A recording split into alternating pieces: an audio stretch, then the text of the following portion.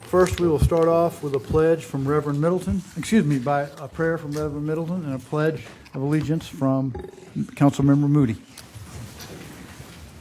Let us pray.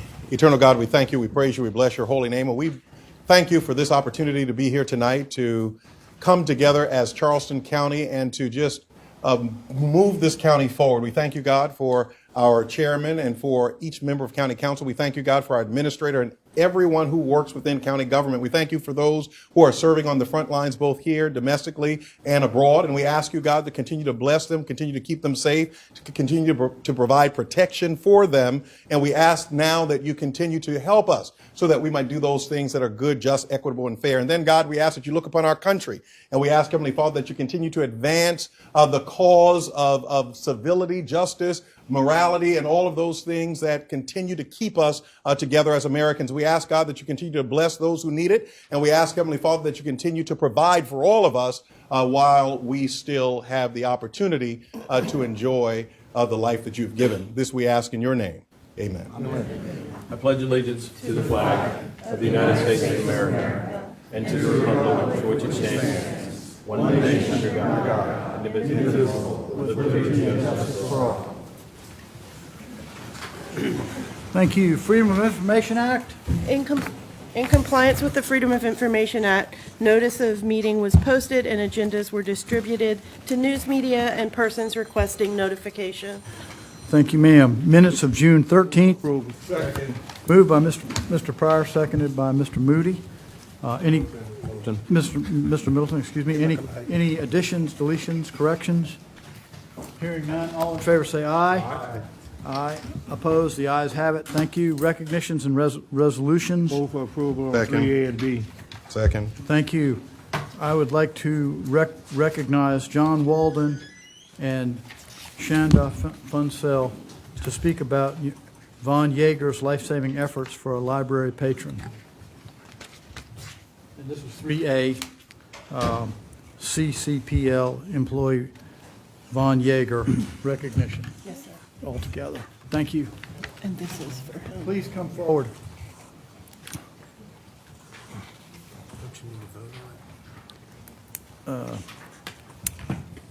Yeah, I guess it was moved and seconded.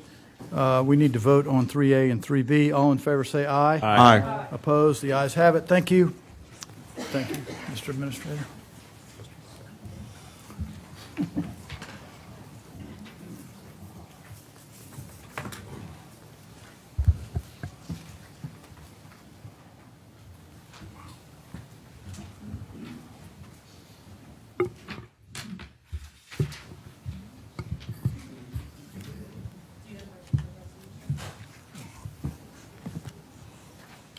No, I think y'all were just going to speak about it. Okay, great.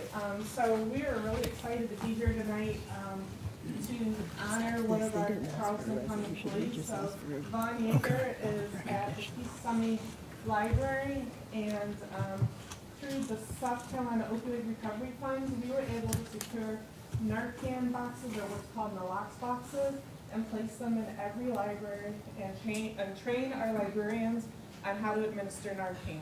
And shortly after we worked with the library to do that, Vaughn was able to save the life of somebody that was overdosing in the bathroom, in the men's bathroom. And it was literally Dawn probably gets this. 2-3 weeks after we got the Narcan set up in there. And I wanted to recognize Kelly Grubmeyer and Sarah Hoss. They are Charleston Center staff that helped get this initiative going in our library. So they worked on getting the nalox boxes in all of the libraries, as well as training all the staff and making sure that they are stocked with Narcan and continuing to provide recovery literature and information for the public. So our libraries are critical partners with us in the community. They play a very vital role in supporting the community and public health initiatives, and this is a direct impact of how this helps save lives for our community. So just wanted to take a moment to recognize Vaughn on this incredible, life-saving situation where even the libraries can partner with us in being first responders in the opioid crisis.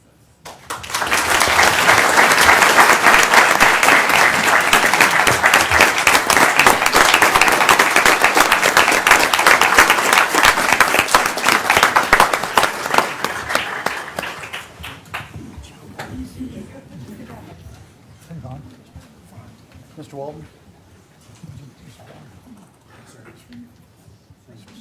Thank you. Thank you. Thank you.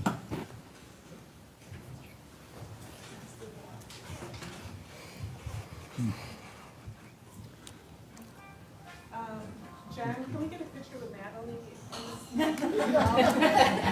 She was very critical in all of this as well.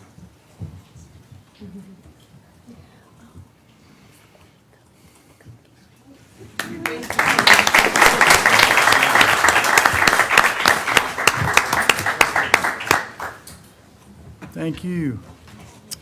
Okay, 3B, Gullah Geechee Nation Appreciation Week.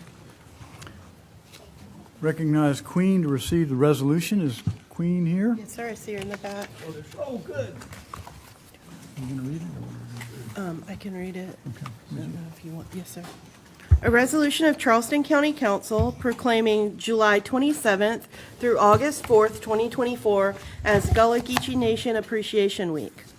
Whereas Charleston County is one of the oldest counties in South Carolina, and in the 18th century, Charleston County and the South Carolina coast became the locale of some of the richest rice plantations in the South, which were linked to specific West African ethnic groups who became known as Gullah Geechee.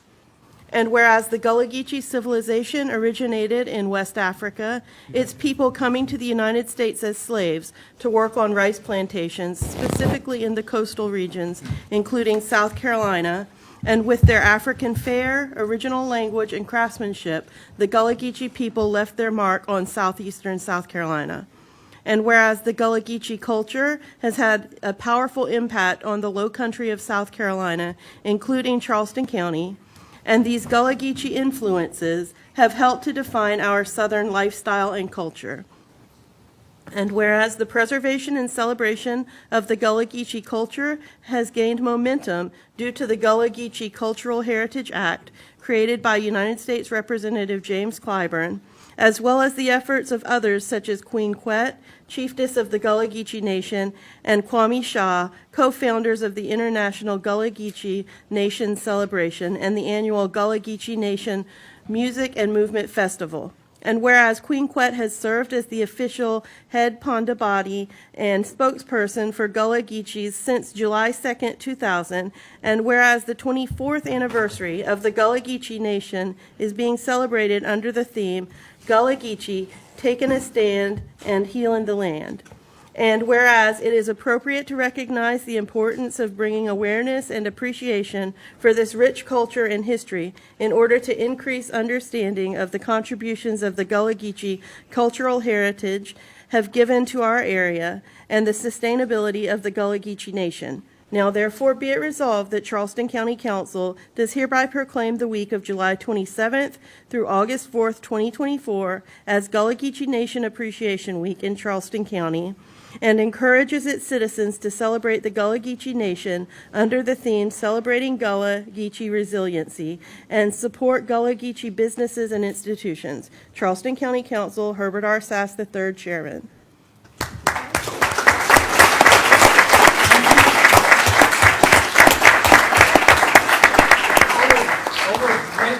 I'm just for you to block that man there. Always great to see you every summer. It's great to see you. And it's a good time.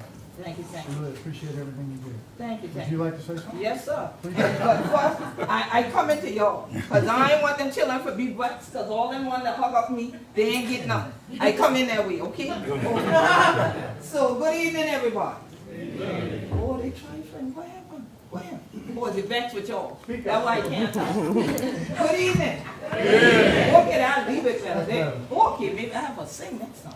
Okay, so glad to be right here back in Charlestown. Been here all day, been to the aquarium most of the day today, doing a training about resilience and things like that. And so for help the environment. And so glad for walking here and get so much help from all the Gullah Geechees who are there here. The Gullah Geechees who are there here, please stand up. Because 10 miles I know there here. Who else there here? There we go. That's what I talk about.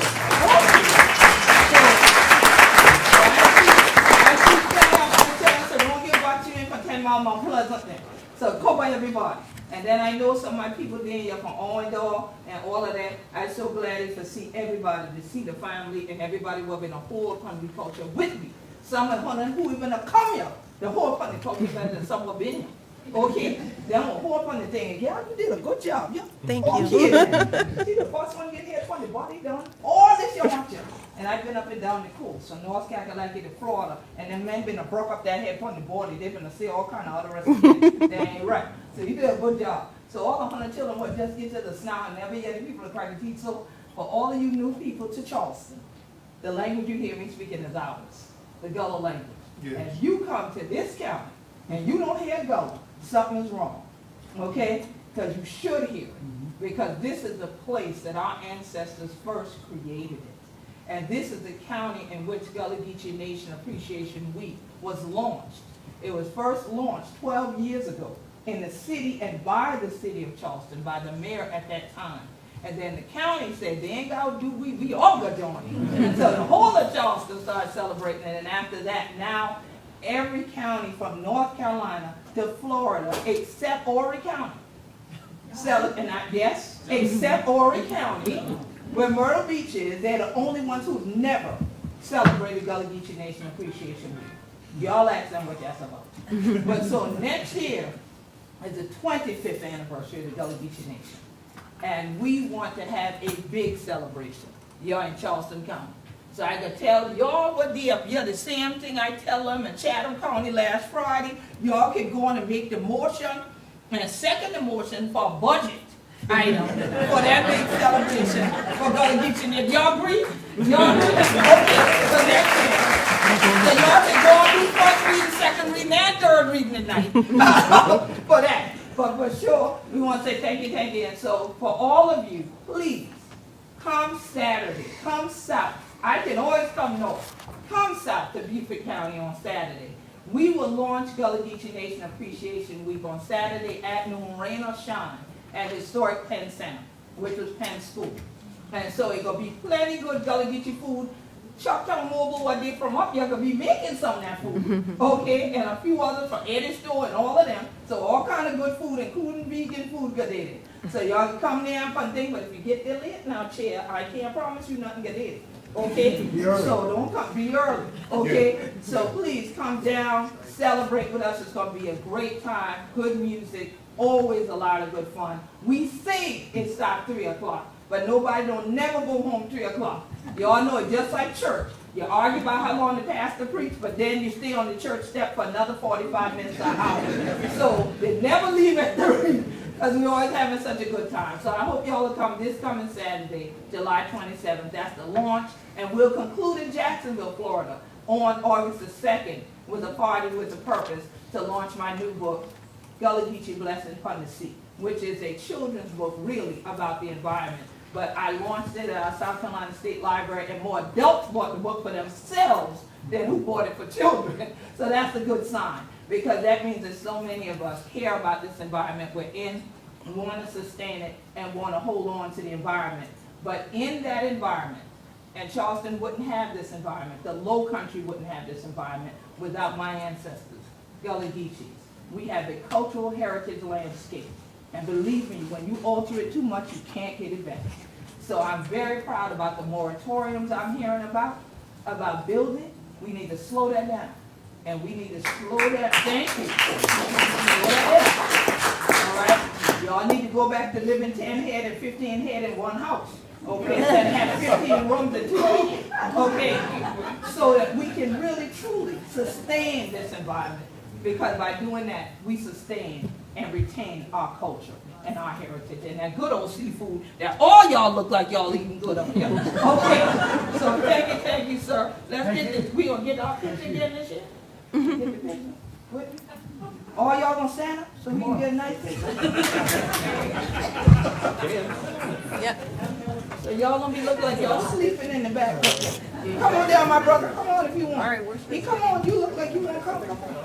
Oh, we're going down there? It's up to you. He was coming this way. Y'all was going there. But some can be in the back and some right here. Y'all perfect because y'all two go right down the edge. Go on, you don't block it. Okay. Now, here we go. Here we go. You step in closer with me right here. Yeah, you can stand right there. Y'all just close the gap. That's fine.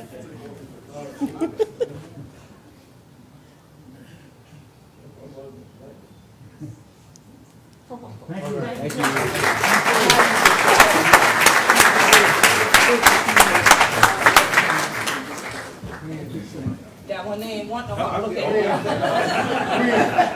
Yes, sir. Oh, you want a full hug? No. I want a signed copy of the book delivered, so this will bring them a... Ain't for free now. No matter what it is, I want a signed copy. Ain't no problem. I can autograph them. I give you my signature. I just autograph them and charge you a little extra for that. You probably gonna sell them on eBay.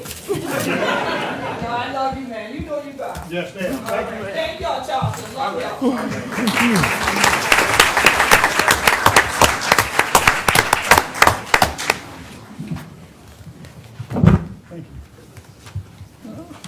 Okay. We're going to disband county council for public hearings and public comments. First public hearing is hazmat fee amendment. Notice is hereby given that Charleston County Council will hold a public hearing on Tuesday, July 23rd regarding an ordinance to amend the portion of Charleston County Code of Ordinances dealing with hazardous materials fees in the Emergency Management Department. We have one person signed up, Anthony G. Bryant.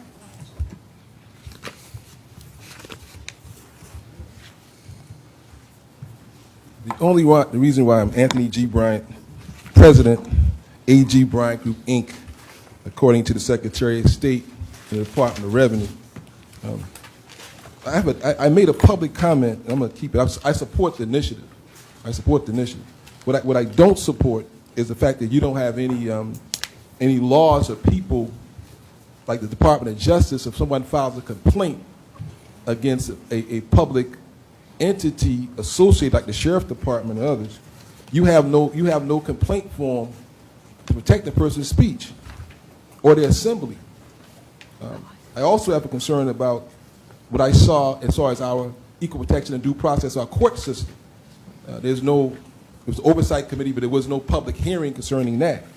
It would fall in lines of people with fees and appealing their fees and appealing associated costs that the county has. You do have appeal boards. But the question would be this Article 4 of the United States, the state Section 1, the full faith and credit requires states to recognize and respect the public records, judgment, and laws of other states. My position with the county is, do you have a performance audit of your records, of all your records, of all your sub-recipients and recipients? Because we're having issues in terms of records. I'm speaking like a couple more times. Can I just amend this comment to all of them? Or I have to come back 6 more times? We can mark you as making comment for each one of the public hearings. In interest of time, because this is a big important thing for folks. So that's my comment. Amend my comment 6 times in interest of time of the chairman. Thank you. Yes, sir. Thank you, sir. Okay, next one, radio communications fee amendment. This is hereby given that Charleston County Council will hold a public hearing on Tuesday, July 23rd, 2024, regarding an ordinance to amend the portion of Charleston County Code of Ordinances dealing with fees in the Radio Communications Department. And we had the one comment from Mr. Bryant. Okay, so he is so noted. Yes, sir. Historic District Building Moratorium. Notice is hereby given that Charleston County Council will hold a public hearing on Tuesday, July 23rd, 2024, regarding an ordinance amending the Charleston County zoning and land development regulations on the acceptance of and processing of major subdivision applications in Charleston County. We have 5 people signed up. Mr. Bryant, did you want to speak on this one?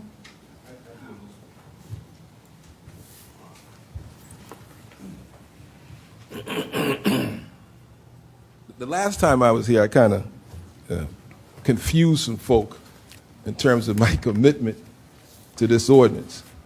And I support this ordinance 110% from being a past member of the Board of Zoning Appeals and watching the BZA be swamped with these tree ordinances, and they're sliding them in with the subdivisions, and they bring in the variances will come in and to get the trees removed to get more houses.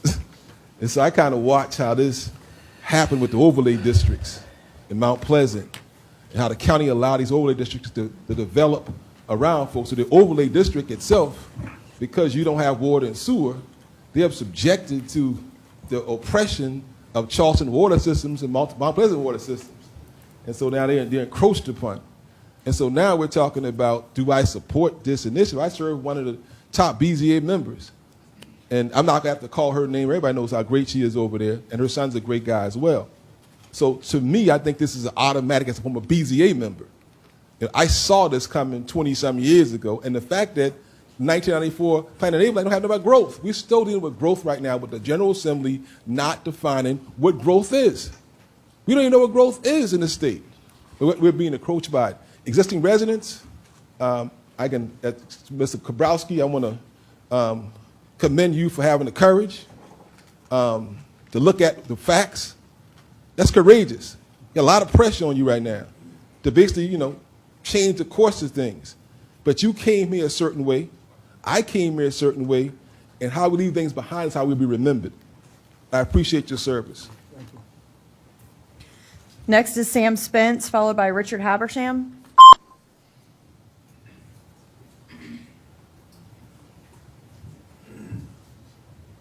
Hello, Council.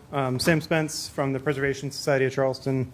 Mostly here just to say thanks. We speak at a lot of public meetings like these, and very few issues like this moratorium and like the Historic Preservation Ordinance amendments you all worked through over the past year have had as much engagement from the community. And so I just want to say thanks for listening.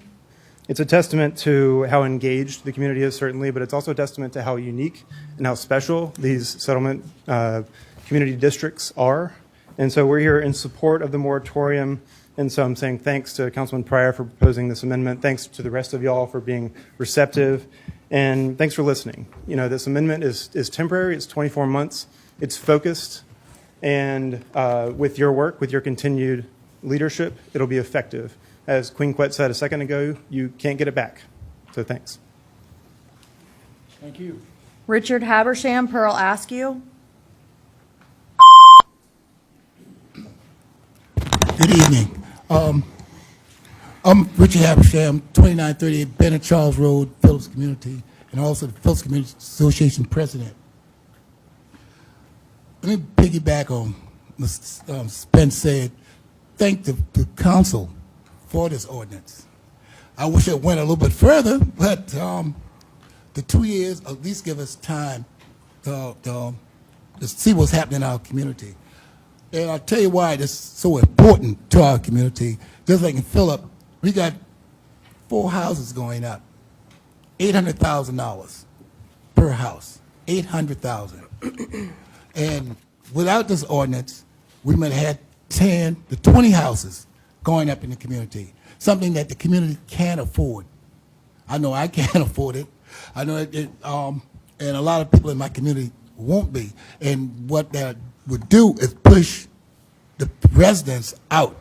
With this moratorium, it'll help keep the community intact, and at least give us time to develop something a little bit more better, or give you all enough time to come back and say, well, we need another 2 years. It's just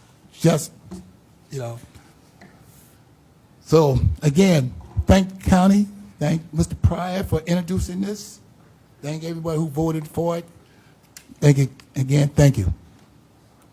Thank you. Pearl Askew, Craig Askew.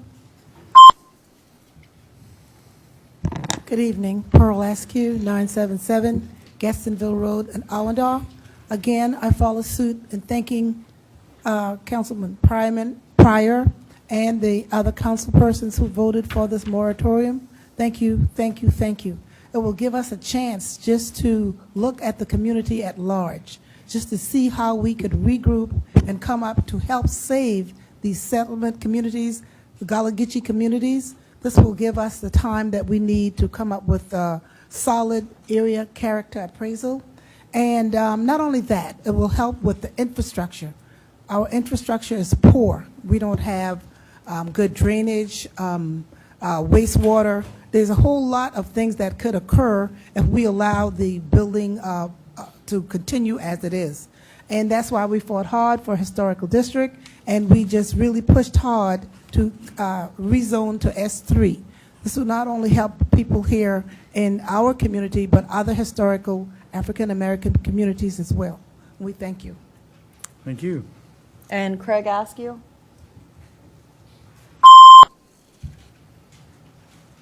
Good afternoon. I'm Craig Askew, 987 Gadsdenville Road and 10 Mile. Again, just want to start with gratitude for council having the conviction, I would say. Once something convicts you, it takes you, and you have to go with it. Just having the conviction to see the value in these Gullah communities.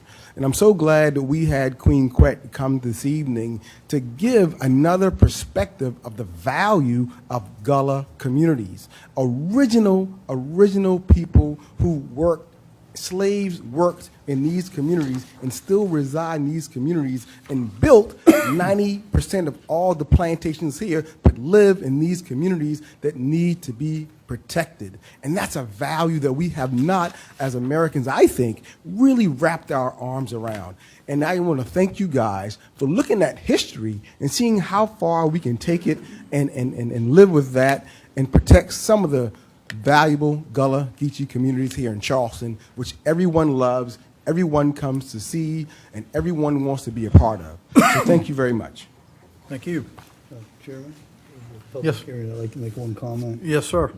I want to thank each and every one of you who came out tonight for your perseverance and wisdom and all the things we've done on county council so far. I've been here this, a year and a half. I'm very proud and honored to be a part of this, and I feel, again, we've come a long way. At first, I didn't think we had a chance to win this fight. If you remember the trajectory, we had 1 or 2 votes. From now, I hope we'll pass this for the final reading tonight. And I want to thank Councilman Pryor again for coming up with this idea as a way to save the communities. And I feel we're saving and preserving an important part of Charleston, who we are. And every day we see what's special about living here disappear. And I hope tonight we can do the third reading and preserving what's unique and a sense of place, because no amount of money in the world, if people are displaced from there, could recreate the bonds of family and land and history and struggles and sacrifices of maintaining that. So I thank you again, each and every one, for coming out, and I hope we put this to rest tonight, and I hope we continue the moratorium for many years. Thank you again. Thank you. Next is the flood ordinance amendments. Notice is hereby given that Charleston County Council will hold a public hearing on Tuesday, July 23rd, 2024, regarding an ordinance amending Chapter 9 of the Code of Ordinances of Charleston County entitled Flood Damage Prevention and Protection. We only had Mr. Bryant, but I think his first comment covered that. Thank you. Thank you, Mr. Bryant. Next one is transfer of Sullivan's Island Election Authority. Notice is hereby given that Charleston County Council will hold a public hearing on Tuesday, July 23rd, 2024, regarding an ordinance approving and accepting the complete transfer of authority to conduct municipal elections for the town of Sullivan's Island to the Board of Elections and Voter Registration of Charleston County. Same, Mr. Bryant, unless he wants to say something else about it. Thank you, Mr. Bryant. Next one is St. Andrews PSD General Obligation Bonds. Notice is hereby given that Charleston County Council will hold a public hearing on Tuesday, July 23rd, 2024, on the question of the incurring of general obligation indebtedness by the St. Andrews Public Service Commission in the amount of not to exceed $815,000, which would be used to finance a portion of the cost of the new fire station number 3. And same, Mr. Bryant, unless he has something else. Okay. Thank you. All right, last one, ZREZ 0424100153 Tisdale rezoning case. So finally, Charleston County Council will hold a public hearing on Tuesday, July 23rd, 2024, regarding a request to rezone TMS 61400006061 and 62 from special management S3 zoning district to low-density residential R4 zoning district, and Wynn Carlisle is here from staff to make a presentation.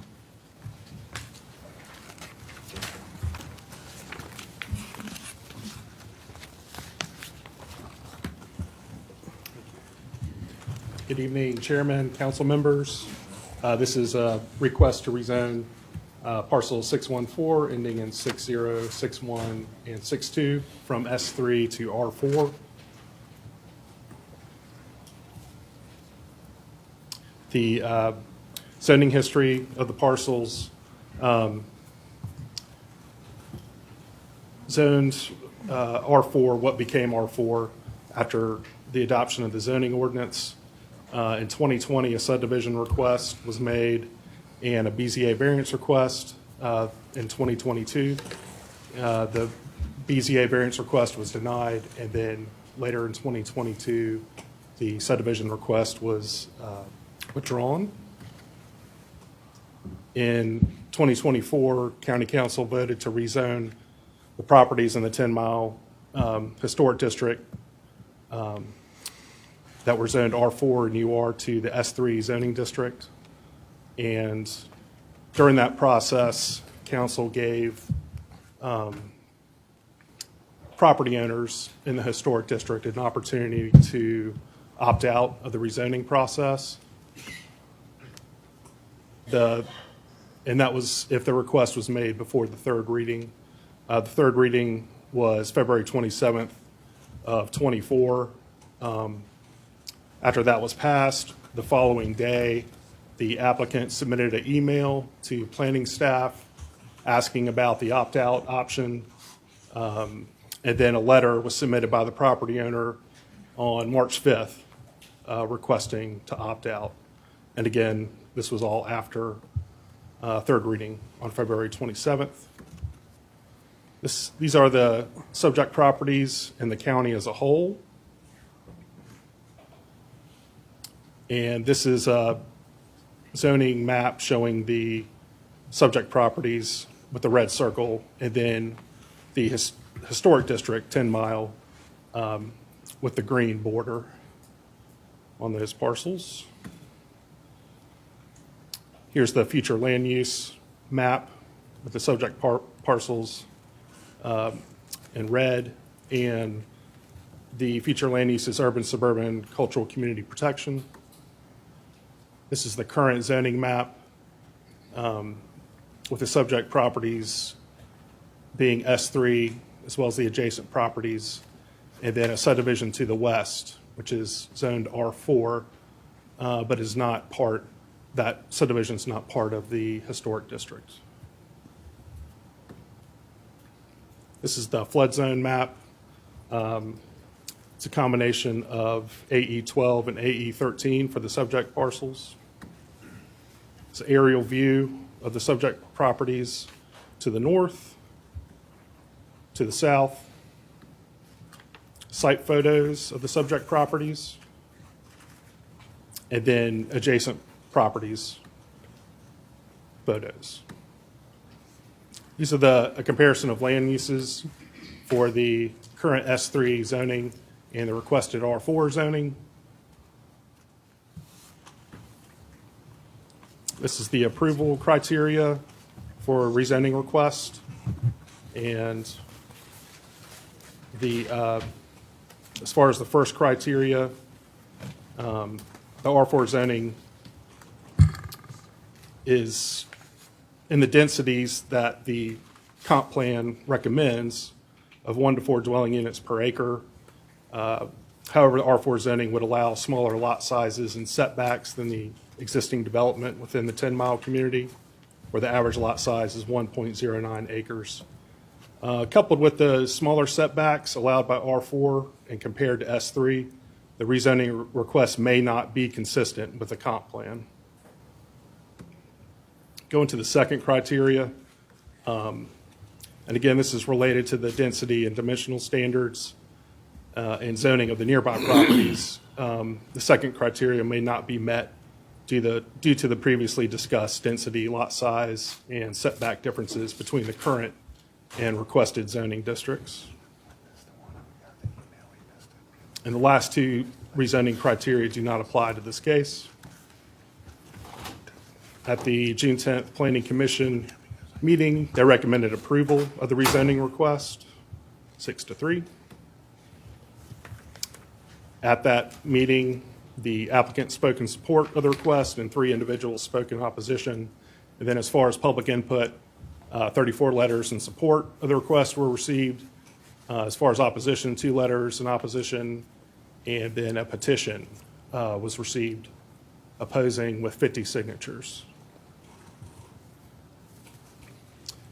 And these are the notifications for the Planning Commission meeting and the public hearing. Are there any questions? Mr. Chairman, how many total acres this subject properties? It's a little over 8 acres. I'll go back to the property information here.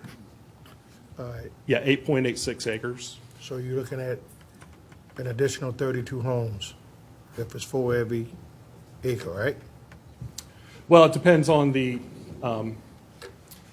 specifics of a proposed subdivision if it were made, but the density would be higher in R4 compared to S3, Right. But I from mean, 3 units per acre to 4. 3 instead of 4? Well, it'd be 4 4. if the rezoning request was approved, Right. compared to the current 3 units So per it'd be acre. 32, Yes, sir. basically. So this is not a planned development, this is just to do R4. Yes, sir. This is a request to rezone to R4 from S3. So, and, this is a quagmire for me, because when we originally did the S3 rezoning, some people said they wanted it and some people said they didn't. And, I sat right here and I said, hey, look, if somebody wants to opt out, that's their prerogative. I'm not gonna hold them hostage. But, looking at the devastation that it might do to the community, is our Greenbelt guy here from the Greenbelt Department, is he here? He's not here? I would maybe, I think he works for you. Could you have someone look into it and see what would it cost to acquire this property and maybe have, Greenbelt parks in areas so that way it wouldn't be developed? If he's gonna sell it, you may as well sell it to us versus sell it to the developer. If you could do that for me, please. All right, thank you so much. Further questions? Mr. Boykin? Just a comment. If you have a fraction of an acre, it really doesn't count in the sense of you have to have a full acre before you can do anything as far as the density. You'd be back to 1 house, I presume, correct? If you didn't have a full acre to get 3 or 4 houses, depending on the zoning. Right. Right. all It'd depends on- revert back to 1, okay. So if you take the fraction off as 8 full acres, with the S3, they could have 24 homes if they would all fit. And then with the R4, they'd have 32. It's only a difference of 8 homes as far as the increase. It's roughly a 30% increase. So it's not like double the density or anything like that. Yes, sir. Any other questions? Mr. Kabrowski? I'd like to, again, thank Mr. Pryor for coming up with a good possible solution. I think that having additional green space, East Cooper, in that area would benefit everybody. Because anybody that's driving out there knows that if we don't stop it, it's going to be one development from Mount Pleasant to McClellanville, and that would be an excellent idea. I'm all in favor, so thank you for coming up with another good idea. And I just want to read into the record out loud, so sometimes so the public can hear. We have a letter from Mrs. Frances P. White. It says, please see the attached additional signatures in opposition to the request to rezone subject parcels. Previous signatures have been attached to the meeting agenda. Please also consider that many residents signed supporting 10 Mile Historic District rezoning to S3 because they've seen what's happened and the property is rezoned R4. Allowing these parcels or other parcels to go back to R4 would defeat the purpose of the rezoning to S3. This would allow a process of property owners requesting to rezone to R4, selling the property to developers. The developer would have the zoning green light to build more subdivisions like they're doing in 10 Mile, where the lots are small and all the homes are large and close together. That becomes a pattern, an uncharacteristic pattern of development. You can tell developer-based homes and lots in the community. They stand out. Allowing the rezoning to R4 will bring more of that, whether it's the day after approval, the week after, or years after. Developers are doing this with small and large parcels in the community. And then there's 12 signatures. And I can say from living in East Cooper for 45 years now, I see the truth of what she just said. That's happened. It's changed, what it's like. And I think we owe it to the people who live there. And we've all seen us lose everything all the time. It's time to say a stop to overdevelopment. And I think there's a lot of wisdom in what Mrs. White said and the people who signed that. Thank you. Thank you. Any further, Ms. Honeycutt? People here to speak tonight, so I'm going to make this very brief. Mr. Tisdale came to us because his parents are over 90 and they did not receive and understand the importance of responding to our notices of downzoning their property. This is, they had every intention of selling their property as R4 and they were caught up without the proper notice and time to respond. And so now they're having to ask for a rezoning when 6 months ago this property was R4. And so for those reasons, I feel like they really are due an exception. They've gotten community support for their request, and I am going to follow the recommendation of Planning Commission. Thank you. Thank you. Anyone else? Thank you, sir. Yes, sir. We have some people signed up to speak. The first person is Thomas Tisdale.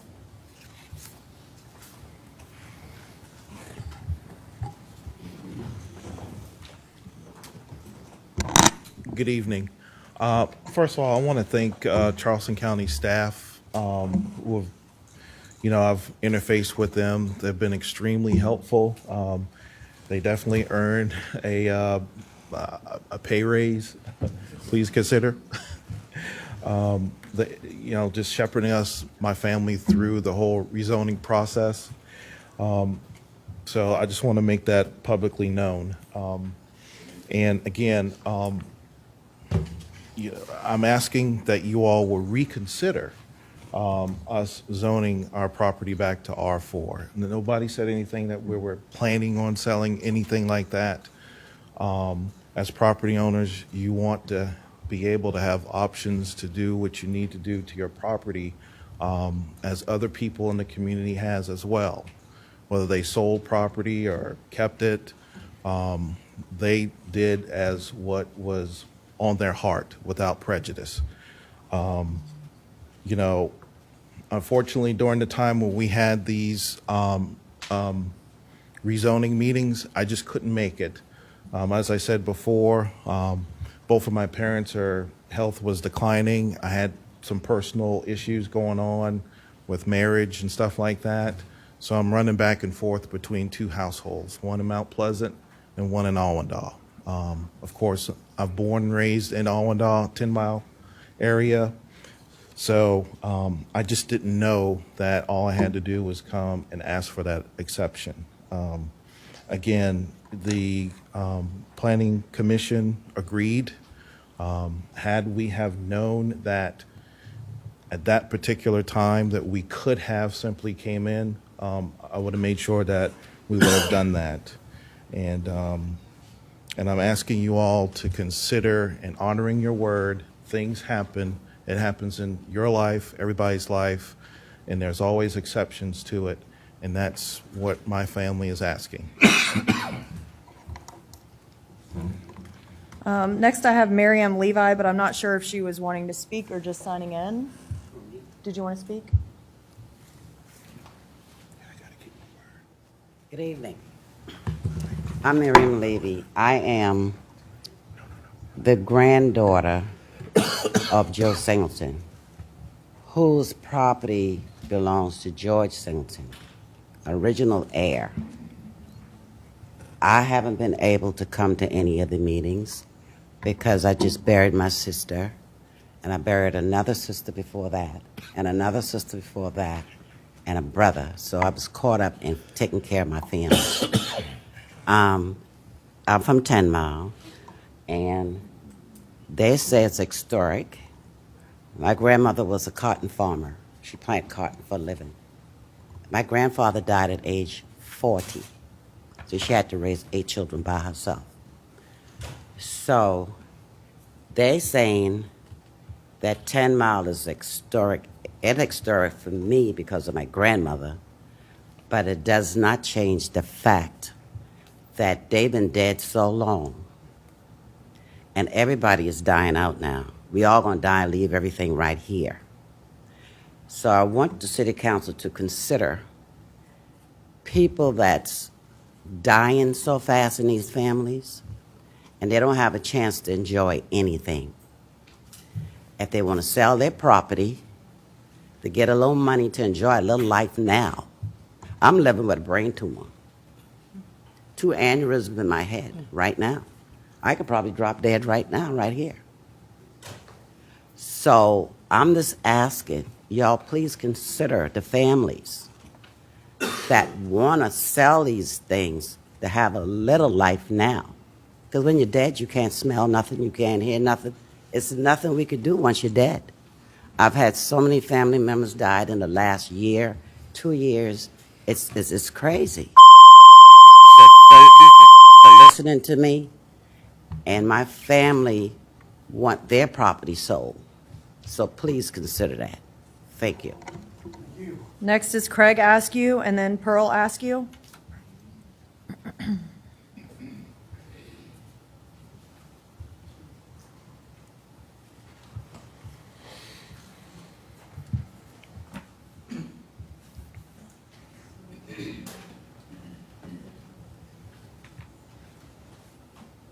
Good evening again. Craig Askew, 987 Gadsdenville Road, Owendale, South Carolina. Mr. Tisdale, my heart goes out to you. We are neighbors. We live in the same community, same road. I came by your house too, but you weren't home. And I also called to try to have a conversation. But anyway, the community has spent indelible time, hours, weeks, days, years working on this, building up to from R4 to R3. And we're doing it for reasons that don't devalue any of the property. The fraction is the fraction. Mr. Moody said that we all in 10 Mile have just devalued all of our properties. I remember that. And I was like, my gosh, I don't think so. I think the property is just as valuable at R3 as R4. I mean, and we could argue about that all day, but we're not here to debate that. My thing is the consistency of what we're doing. My heart goes out to you as well. People are dying, but we have to leave a legacy here from a Gullah Geechee standpoint to who these people are and what they committed, what my 4 parents committed. It means something, and it's valued more than money. So R3 for me in my community, and the infrastructure is really not there. When we have king tides and floods, you can't even get down Gadsdenville Road, and that's happening more and more often every day. I mean, you can't even get down Gadsdenville Road, so I don't know what we're going to do about that part. And we work really hard to maintain a community and a character that fits. And we don't want to change that. Thank you very much.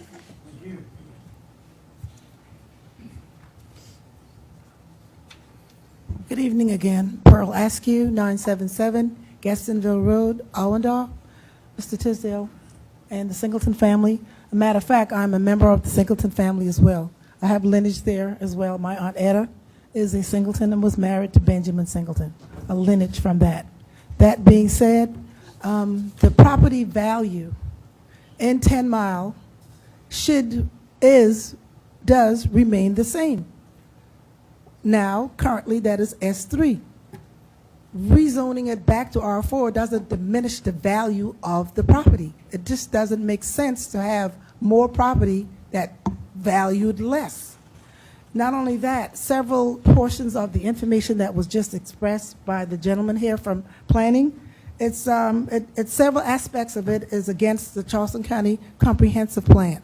We are trying to save our Gullah Geechee settlement communities.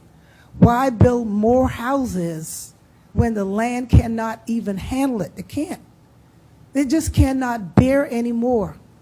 That's why we work hard and consecutively over the past several years, this little small black communities, to try to keep the character and the culture here, not only for us, but for those residents who will come in.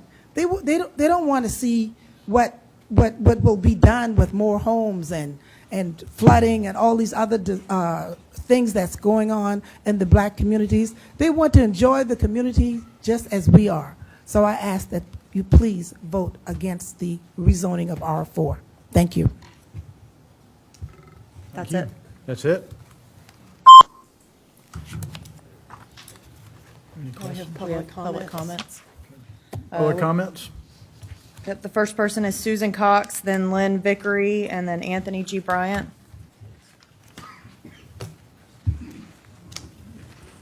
Good evening, Susan Cox, 6209 Rudder Lane, Allendale. I'm here tonight as a resident and a voter in Charleston County, and I want to tell this council that I believe the language in the ballot question that this council is proposing for the sales tax referendum is extremely misleading. This council has stated that 526 extension is the only priority for road construction, and I'm asking you why this is not clearly stated in the ballot language that you propose. Extending 526 will destroy 38 acres of wetlands, 32 acres of James Island County Park, existing neighborhoods, and worst of all, it will literally pave the way for more and more suburban sprawl across rural Johns Island and Wadmalaw. These people have said they do not want that.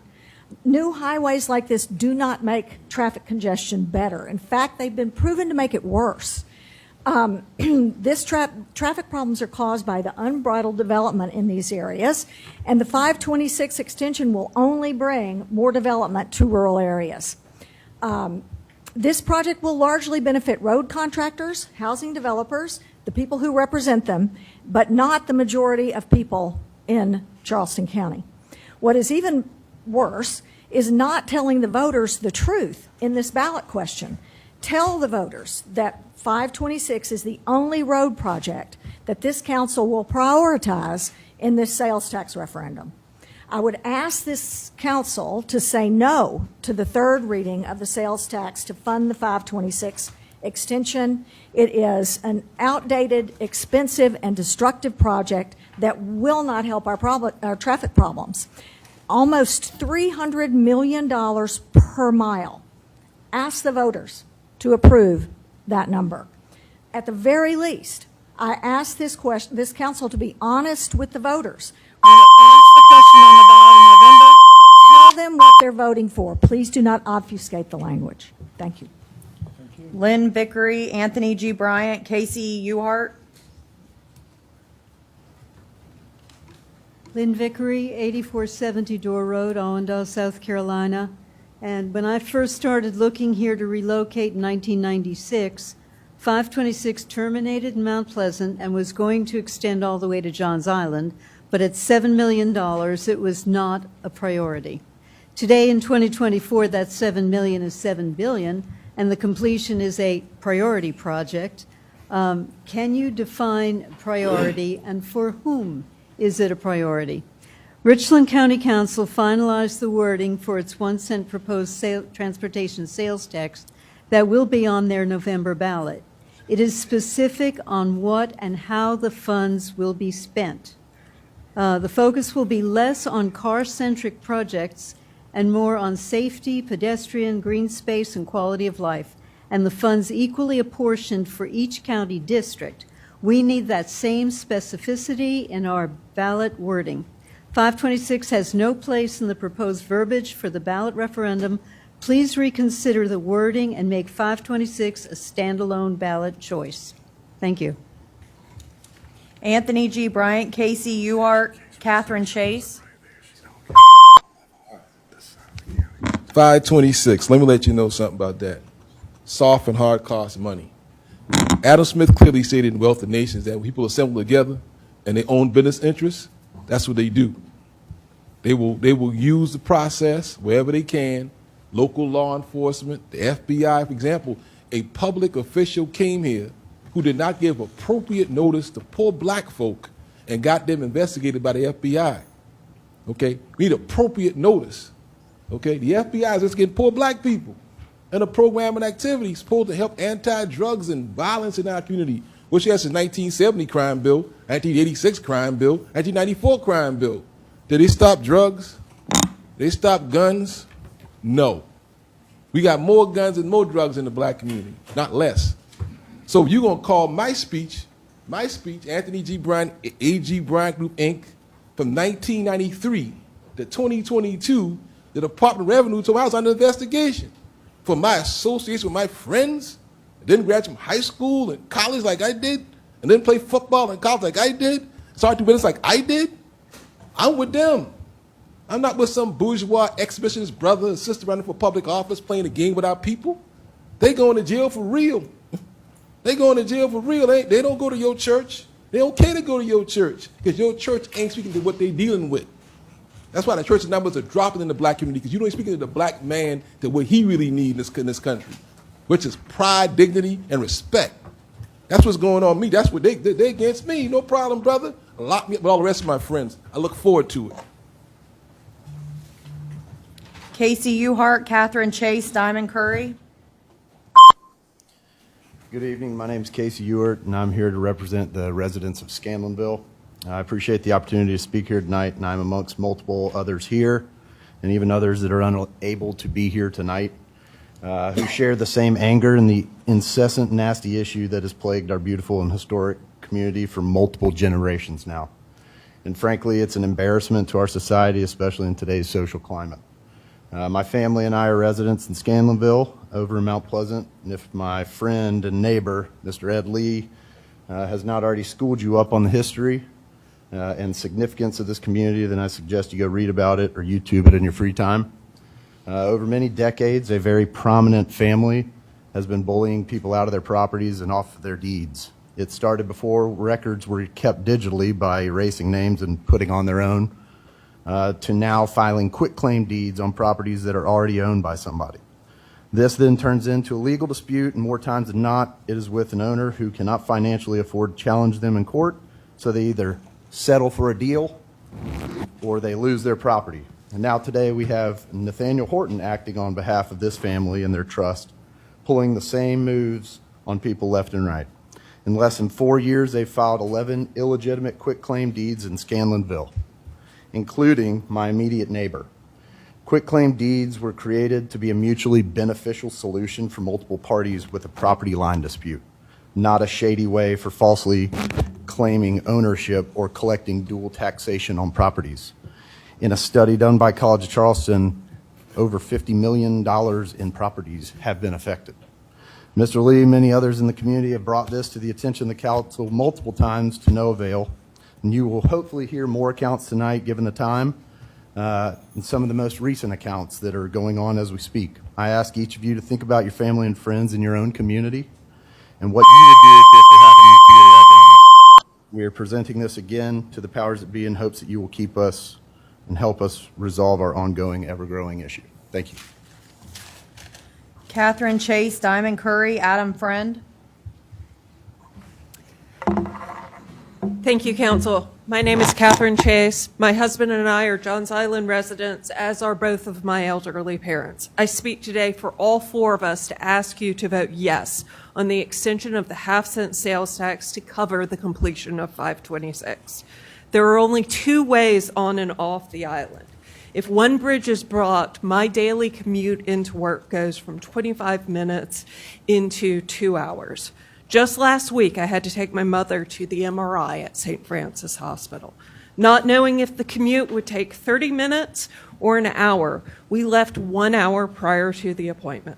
If 526 had been completed, I would have had multiple options to make it from Johns Island to West Ashley for this important treatment without needing to allocate large swaths of my time and her time for potential backups. Since living on Johns Island, I have evacuated for hurricanes 3 times. Each time I choose to leave early or possibly when I didn't even need to leave, because I remember the stalling that happened during Hurricane Floyd on I-26, and I do not want to be stuck on a bridge when a hurricane is barreling down upon us. I question whether you can safely evacuate Johns, Wadmalaw, Seabrook, and Kiowa Islands with just those 2 bridges. 526 has been planned and considered since the 1960s. It has been completed for Mount Pleasant, North Charleston, West Ashley. The ones you are leaving out are James and Johns Island. Do not pit the county against one another. Please complete it and bring us together. Perfection should not be the enemy of good. Please do not work for a perfect bill. Please pass this bill. Thank you. Diamond Curry, Adam Friend, Jim McBride. Good afternoon, Mr. Chairman and members of council. I'm like on my tippy toes. Okay. I'm Diamond Curry at 4501 Mixon Avenue. Typically, I've been here on behalf of the Charleston Metro Chamber, but today I'm speaking to you as a citizen. For the TST, specifically, I want to highlight 3 projects: Rivers Avenue, North Bridge, and Mall Drive. I live in North Charleston. I love my city. But I don't love some of the roads right now, and I think that they could use a lot of improvement. I know that these will impact not only North Charleston residents, but residents throughout the region. Each of these projects has a regional impact, including 526. And as the woman who just got up before me said, in a lot of instances, this is a matter of public safety and public health. So I thank you for voting yes to approve the transportation sales tax ballot language so that we can get these projects moved through. Thank you. Thank you. Adam Friend, Jim McBride, Susan Lyons. I need my glasses. Good evening. My name's Adam Friend. I come here as a concerned citizen and also as the founder of the Woodland Shores Road Coalition. I think I know most of you now. It's been just over 13 months since Jen Drummond was almost killed by a hit-and-run driver on Woodland Shores Road. Thankfully, Jen is recovering, but she will never be the same. It's shameful that it has taken decades for the county to address our dangerous situation on Woodland Shores Road, and we recently received the terrible news that our sidewalks are now delayed. We finally did get the speed humps, which obviously I've thanked you guys personally before. That was the right thing to do for safety of your constituents. The entire 526 extension, in my opinion, having been here since Hugo, is a debacle at best, and it's financially irresponsible. In my opinion, it's driven by a hidden agenda that will benefit the few and in the end fails to accomplish any of its stated goals, being congestion relief. I just don't believe that that highway system is going to actually provide any improvements. It'll just bring more. And Johns Island is one of the few. I've been on James Island long enough before the connector was working, so I did realize having one in and out is a problem. However, throwing more asphalt is only going to bring more people, and it's not going to lessen congestion. So does this council stand for doing the right thing, providing county residents with safer intersections, public transit, preserve green space, and pedestrian bike safety? Or does most of this council seek to serve the needs of the powerful and the greedy? If the council does not separate the referendum into 2 separate parts, you are deliberately holding hostage to necessary projects that have actually been on the table since 2016. So I would ask you to please reconsider the wording of this and to add a second part to it so that we have an option to say how we really feel with or without the 526 part in it.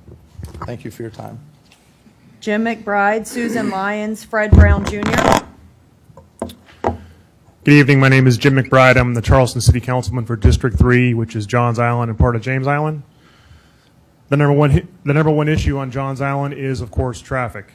Constituents are sitting in traffic on Main Road, River Road, Maybank Highway longer and longer every single year, spending more money on fuel, spending more time away from their families, and more time polluting the air as they are stuck in longer and longer traffic jams. And that is because housing development on Johns Island has far outpaced our infrastructure.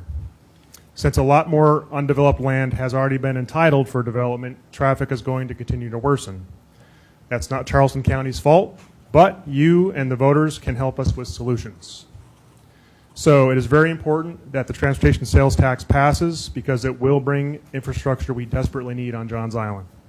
However, If the TST does pass today and by the voters in November, I implore you to prioritize other projects in the TST, such as Maybank East and Maybank West, as early as possible, because Johns Island, as well as Wadmalaw, Kewah, Seabrook, have only two ways on or off the island, as a lady earlier mentioned, and very few roads parallel to Maybank, Maine, and Bohicket roads. As an example, two-lane River Road is already way overstressed. Infrastructure shortfalls, therefore, often have a much larger impact on Johns Island compared to other areas. We desperately need improvements on Maybank Highway as soon as possible, both for daily commutes and also for hurricane evacuation. And that is why the fact is the overwhelming number of in-person and online public comments in support of the transportation sales tax in all of Charleston County were from Johns Island. Thank you all on the council, and thanks to the county staff for the work you all do every day for Charleston County. Thanks. Thank you. Susan Lyons, Fred Brown Jr., Ed Sutton. Hi, I'm Susan Lyons. I live on Gadsden Street, downtown Charleston, and I've never been here before, so you don't know me and I don't know you. But I've lived in Charleston for 20 years, and in that time I've seen a tremendous amount of change. I do love it here, but I'm worried. I am really worried. I represent Groundswell, which is a grassroots organization of homeowners who came together after the three major flood events in 15, 16, and 17 because nothing was being done in Charleston, not in the city, not in the county, to help any of us deal with this. And I spent a lot of time going before Charleston City Council asking for help with what I called at the time the F word, floods. I'm still worried. We still don't have what we need in order to stop this, in order to take care of this problem.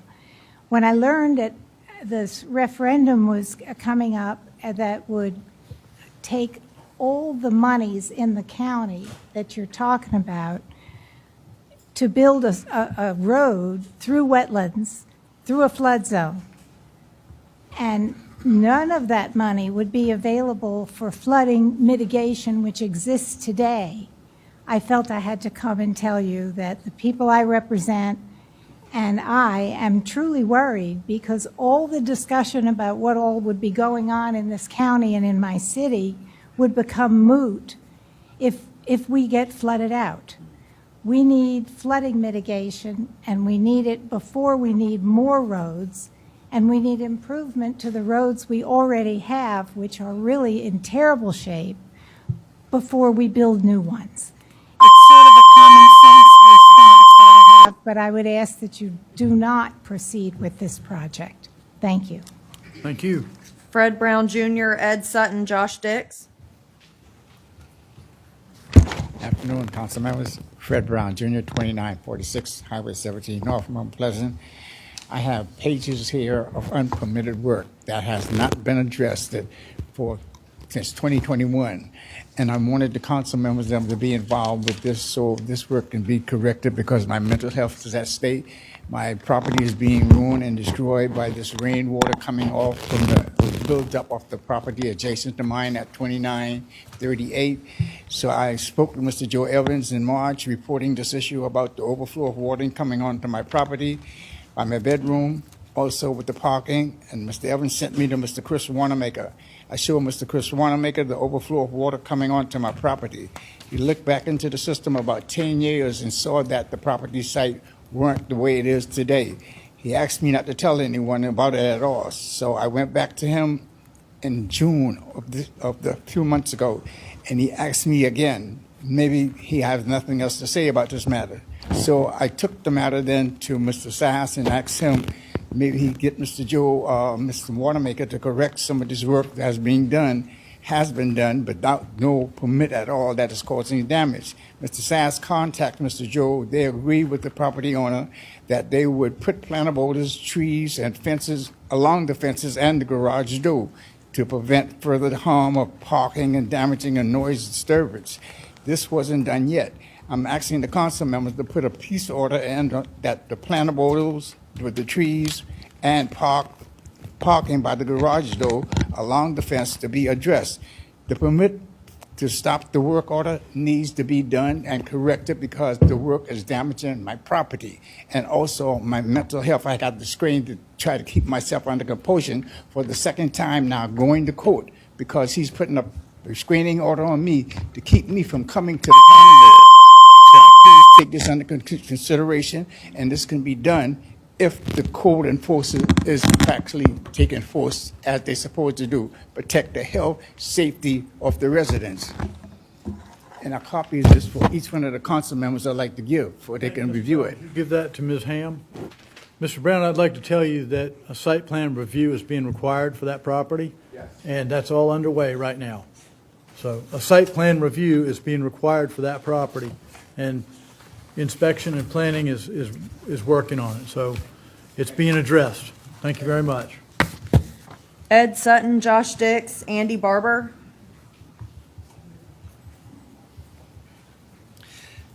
Good evening. Ed Sutton, 13 Leicester Road over in West Ashley. I serve on the board of director of CARTA, and come this November I'll also be the next state senator for District 20, which is a newly drawn district for Charleston County here. As I travel across the county, across the district, the number one issue, and I don't need a study to figure this out, the number one issue I keep hearing is infrastructure, infrastructure, infrastructure. And that can be broken down into flooding and traffic. And I'm here tonight to speak in favor of the half-cent sales tax referendum because it is a massive tool that will help us address that traffic issue, that traffic equation, and even some of the flooding equation to that number one issue that I keep hearing about. Quick history, we've had this tool available to us since about 2006. This will be an extension, so it is not a new tax. It is an extension of something that we have going on currently. And I know that 526 is going to take up a lot of the airtime talking about this, but this project is so much bigger than 526. One of the things I want to mention is CARTA, right? We're designing right now the Low Country Rapid Transit System, which that will be the number one thing that will help congestion in our region. And the half-cent sales tax provides money and critical funding for that project to support that. So that is something we desperately, desperately need here. Speaking of flooding, as you come into West Ashley from downtown Charleston, you make that turn on Highway 17 to 61. That road, every time we have a king tide now, totally floods out. The police department has to come out there, shut it down, and we lose a critical artery coming into West Ashley from downtown. And it's also an emergency issue. Guys, SUDT is not going to fix that on their own. It's going to be up to us to fix that. That is also included in the project, a very critical thing. Thank you for including that in the project.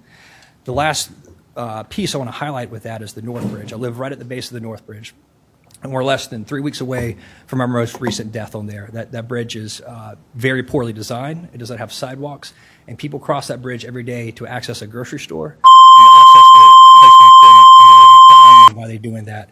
This project allows us to build that bridge, and this vote can literally save lives. I encourage you to vote in favor of the half-cent sales tax. Thank you. Thank you, sir. Josh Dix, Andy Barber, Adrian Kane. Josh Dix, I'm the Vice President of Advocacy for the Charleston Trident Association of Realtors. I live at 640 Rutledge Avenue, downtown Charleston. I think a lot of the projects have been discussed today, but the number one thing that this transportation sales tax will do will make the quality of life and livability of everyone in Charleston better. Whether it's Johns Island, James Island, North Charleston, Mount Pleasant, everyone's going to benefit from this transportation sales tax. And we've seen routinely that these are smart ways to fund infrastructure projects. They're ones that are supported by voters. We've passed 2 in Berkeley and Dorchester, the long history of transportation sales tax in Charleston County. This is how we need to fund infrastructure projects, especially in an area that's growing like we are, that needs the infrastructure funding. This is going to be a critical vote. It's been a long and windy road to get here, but I want to thank you for getting us to this point. We just need 2 more votes, one by you tonight and one by the voters in November, and we'll be able to fund our infrastructure. So thank you for your time and thank you for your vote. Thank you. Andy Barber, Adrian Kane, Rick Voigt.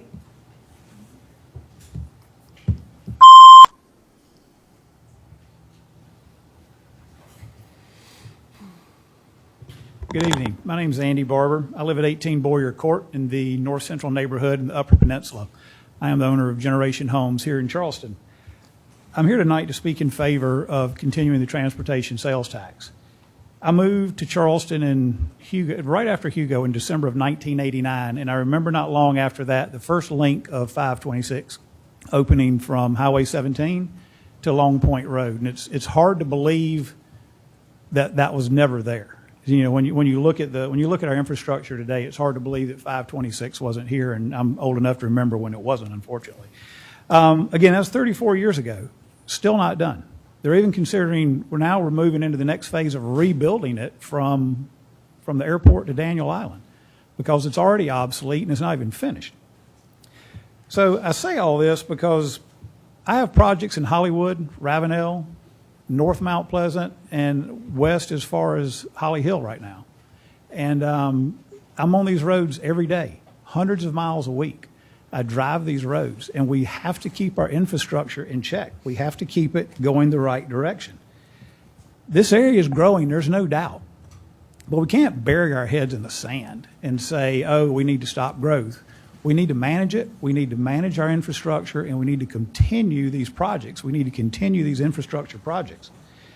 I'd like to thank the council for their support of this project, for this sales tax. And we just need to keep continuing our upgrades. We need to keep continuing the infrastructure lead, and we need to make sure that our emergency services and our citizens can travel through this community to service their businesses and to live a great life. Thank you for your support. Thank you. Adrian Kane, Rick Voigt. Good evening, members of council, Chairman Sass. Thank you for your leadership, dedication, and political will to represent our region and be willing to make the tough decisions that ensure our region continues to thrive. My name is Adrian Kane. I'm the CEO of the Charleston and Hilton Head Area Home Builders Associations. I represent 7 counties across the coastal plain. This region, the Low Country, shares a common geographic, people, culture, and history.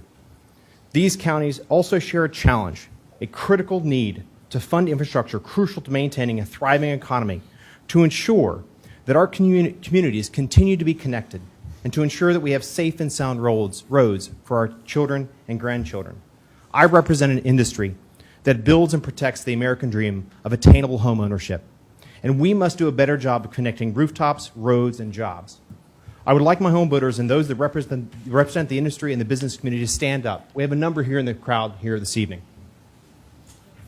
These folks represent a small fraction of the thousands of employees across Charleston County that wake up every day to advance attainable housing for citizens across our region. Council members, I know that you have been flooded with those spun up by advocacy groups veiled in conservation and a newspaper more interested in promoting their ownership views than reporting fair and balanced stories. It's ironic that these groups are quick to attack the cost of a project and the credibility of council, yet are unwilling to understand they have played a critical role in the decades-long delay of this project. They simply delay, drive up costs, create distension, and above all else, fundraise for their fat salaries and bloated staffs. This can no longer continue. We are prepared to step into the breach to support you as you make tough decisions for the future of our region. We will support you as you connect rooftops, roads for the future of our region. This evening, you will have an opportunity to finish the work that you've started. I encourage you to take the difficult path. Finish your work. Thank you for your leadership, your dedication, and your political will to make the hard choice and the hard stance. Thank you. Thank you. Rick Voigt.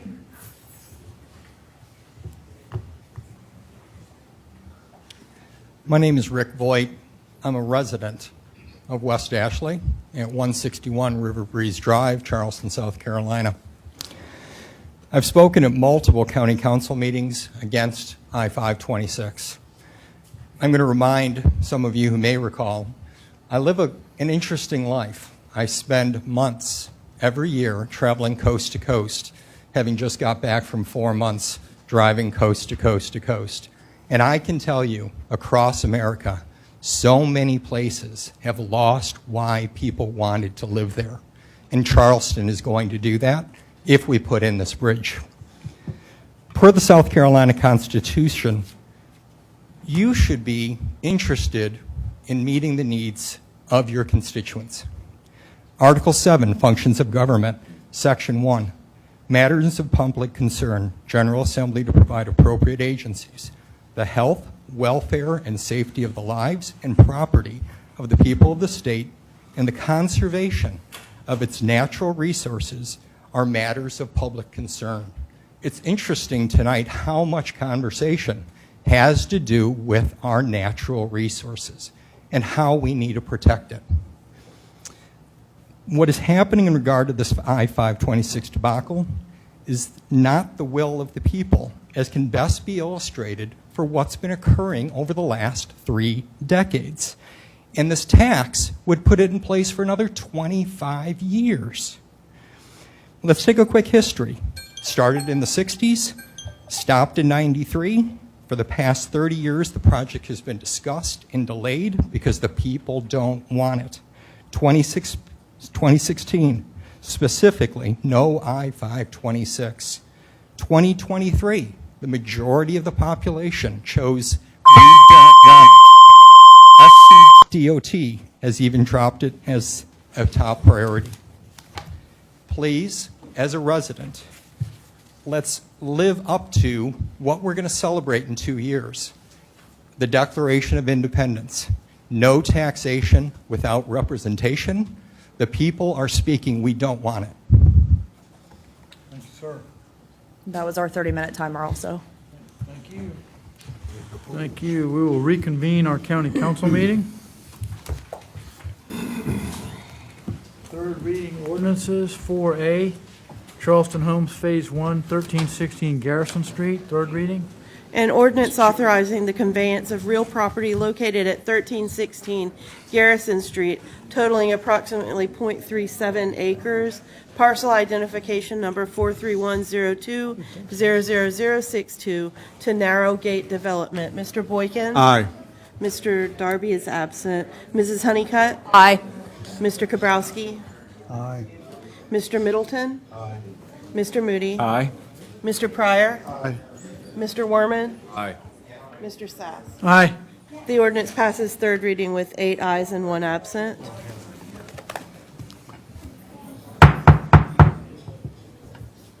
Okay, number 4B, Charleston Homes Phase 2, 2017 Bishop Drive, ordinance third reading. An ordinance authorizing the conveyance of real property located at 2017 Bishop Drive, totaling approximately .35 acres, parcel identification number 35514-00089, to Charleston Habitat for Humanity. Mr. Boykin? Aye. Mr. Darby? Oh, I'm sorry, he's absent. Mrs. Honeycutt? Aye. Mr. Kabrowski? Aye. Mr. Middleton? Mr. Moody? Mr. Pryor? Aye. Mr. Werman? Mr. Sass? Aye. The ordinance passes third reading with 8 ayes and 1 absent. Okay. Dominion Energy easement for Azalea Complex fuel site, third reading. An ordinance approving and authorizing the grant of a utility easement to Dominion Energy South Carolina Incorporated on a portion of county property identified as tax map parcel number 41113000004, located at Leeds Avenue and Headquarters Road, North Charleston, South Carolina. Mr. Boykin? Aye. Mrs. Honeycutt? Aye. Mr. Kabrowski? Aye. Mr. Middleton? Aye. Mr. Moody? Aye. Mr. Pryor? Aye. Mr. Werman? Aye. Mr. Sass? Aye. Ordinance passes third reading with 8 ayes and 1 absent. Okay. 4D, Dominion Energy easement for Azalea Complex Phase 2, And- third reading. An ordinance approving and authorizing the grant of a utility easement to Dominion Energy South Carolina Incorporated on a portion of county property identified as tax map parcel number 41113000004, located at 3681 Leeds Avenue, North Charleston, South Carolina. Mr. Boykin? Aye. Mrs. Honeycutt? Aye. Mr. Kabrowski? Aye. Mr. Middleton? Aye. Mr. Moody? Aye. Mr. Pryor? Mr. Werman? Mr. Sass? Aye. The ordinance passes third reading with 8 ayes and 1 absent. Okay. 4E, Transportation Sales Tax Chairman Sass, Referendum, I'd like to, third reading. Pardon me? if we can do a discussion of this first. I think I need to read the ordinance title first. Oh, we're going to read the ordinance first, then we'll discuss it. All right, thank you. An ordinance to levy and impose a 0.5% sales and use tax subject to a referendum within Charleston County pursuant to Section 4-37-30 of the Code of Laws of South Carolina 1976 as amended, to define the specific purposes and designate the projects for which the proceeds of the tax may be used, to provide the maximum time for which such tax may be imposed, to provide the estimated cost of the projects funded from the proceeds of the tax, to provide for a countywide referendum on the imposition of the sales and use tax and the issuance of general obligation bonds, and to prescribe the contents of the ballot questions in the referendum, to provide for the conduct of the referendum by the Board of Elections and Voter Registration of Charleston County, to provide for the administration of the tax, if approved, to provide for the payment of the tax, if approved, and to provide for the other matters relating thereto, with the right to amend up to third reading. Thank you. Mr. Kowalski. We're all here representing our districts. We're all elected the same way. And I first would like to congratulate Mr. Moody, Ms. Honeycutt, Herb, and Ted. I know you worked long and hard for this, and I know I disagree with you, but I know you worked many years for this, and you're going to pass this tonight. So I congratulate you on your hard work and perseverance for what you believe in. Having said this, I oppose this in every way, shape, or form. And I will, if we pass this tonight, as I expect, by a vote of 6-3 or 6-2 if Mr. Darby doesn't participate, and I urge the voters of Charleston County to oppose this. And I propose this, and I make this resolution to the board members here, that if it's up to the people, if they pass it, I will help implement it in every way I can in a fiscally responsible way. And I ask each and every one of the 6 members who are going to vote for this tonight, because we've been through this drill before, to make a similar pledge. If the voters say no when this is up for election, I would ask you to join with me the day after that sales tax referendum and come together so we can put up something in 2 years, again, that would be fiscally responsible and to address the entire needs. We have an awesome responsibility on this board to address the flooding that we're facing and the transportation needs of all the county.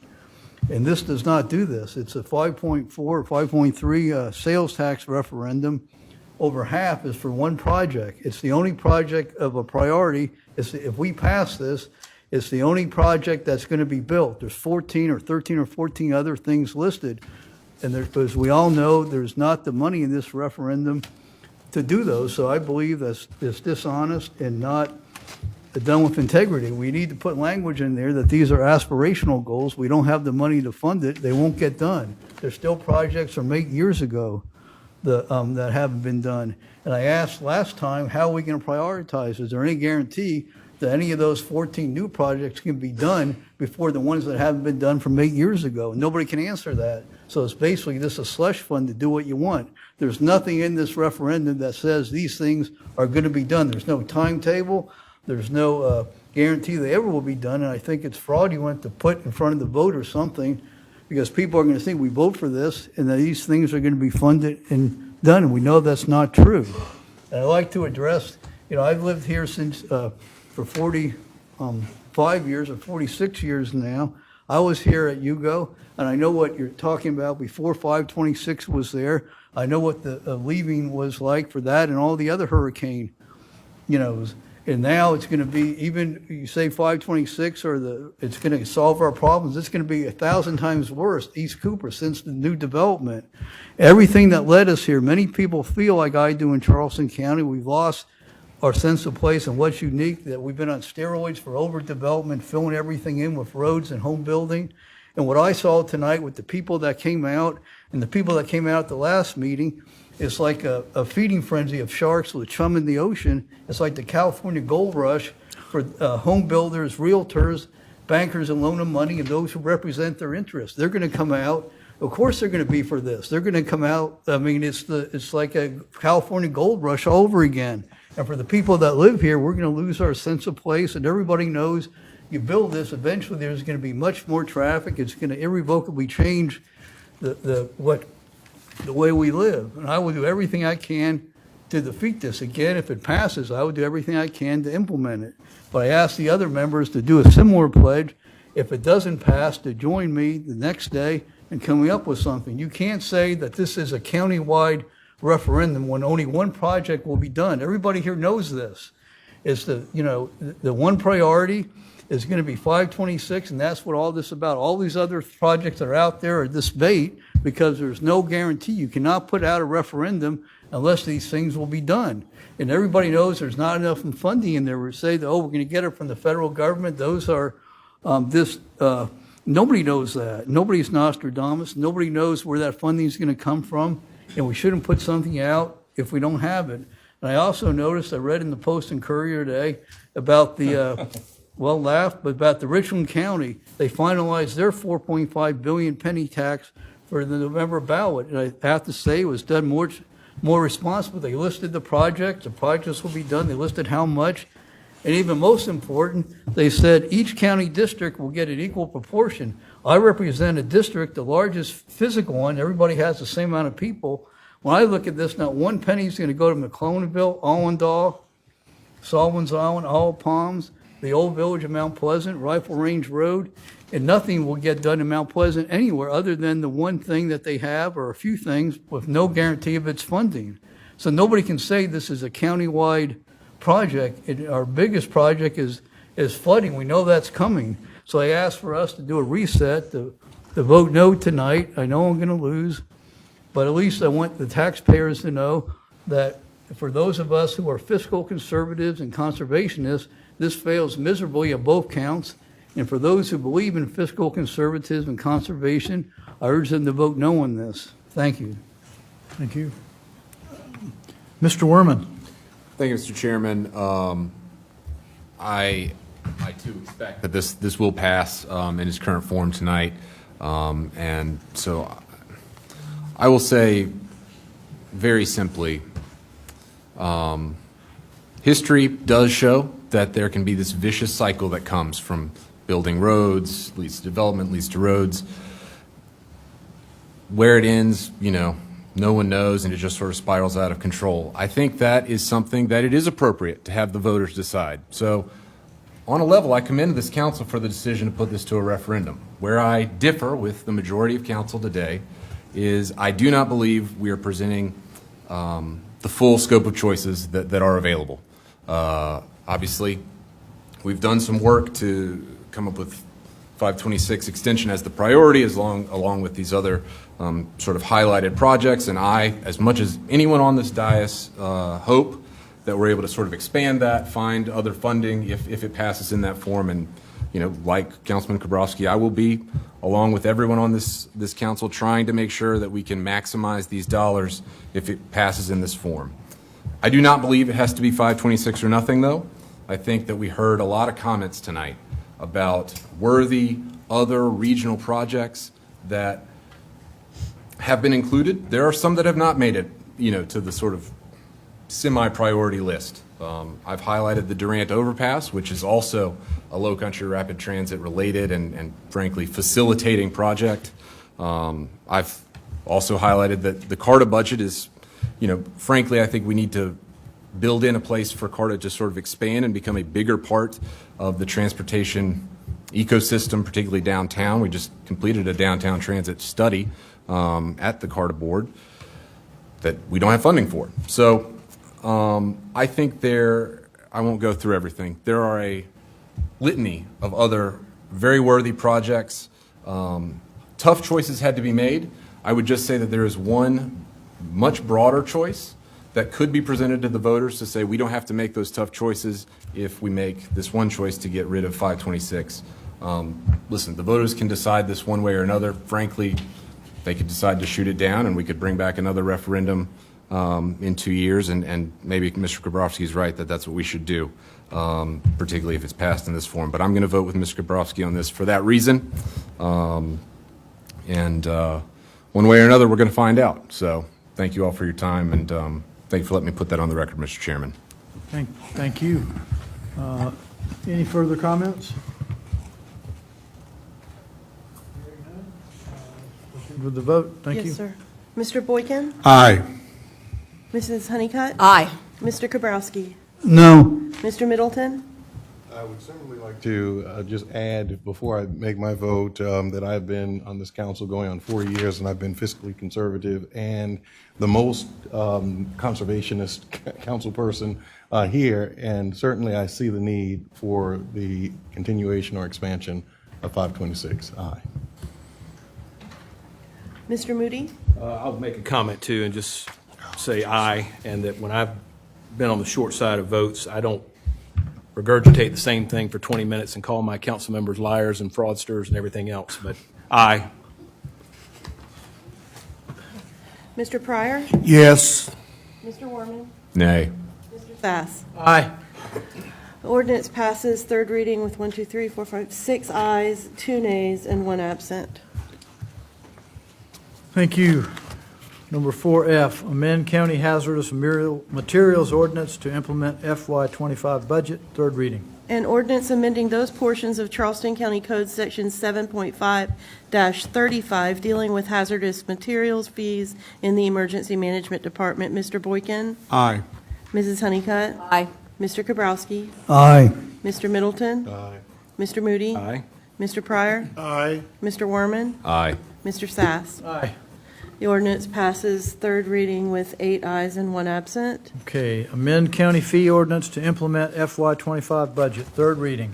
An ordinance amending those portions of Charleston County Code, Section 2-137, dealing with fees in the Radio Communications Department. Mr. Boykin? Aye. Mrs. Honeycutt? Aye. Mr. Kabrowski? Aye. Mr. Middleton? Aye. Mr. Moody? Aye. Mr. Pryor? Yes. Mr. Warman? Aye. Mr. Sass? Aye. The ordinance passes third reading with 8 ayes and 1 absent. Thank you. 4H, building moratorium in historic preservation districts, third reading. An ordinance amending the Charleston County Zoning and Land Development Regulations Ordinance Number 1202 as amended at Chapter 8 Subdivision Regulations and Chapter 21 of the Code of Ordinances of the County of Charleston at Section 21-6 Subdivision Plat Application Reports to provide for a temporary moratorium for 24 months on the acceptance and processing of major subdivision applications in Charleston County historic districts with the right to amend up to third reading. Mr. Boykin? Aye. Mrs. Honeycutt? No. Mr. Kabrowski? Aye. Mr. Middleton? Aye. Mr. Moody? Just no. Mr. Pryor? Yes. Mr. Warman? Yes. Mr. Sass? Nay. The ordinance passes third reading with 5 ayes, 3 nays, and 1 absent. Thank you. Second reading ordinances. A, Ms. Honeycutt, amendments to the flood ordinance.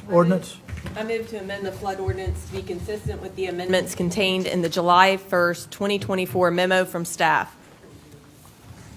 Does that need a second? Second. Second. I'm sorry. You define what those are?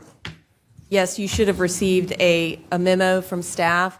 There is a section where they redefined rehabilitation and minor repairs.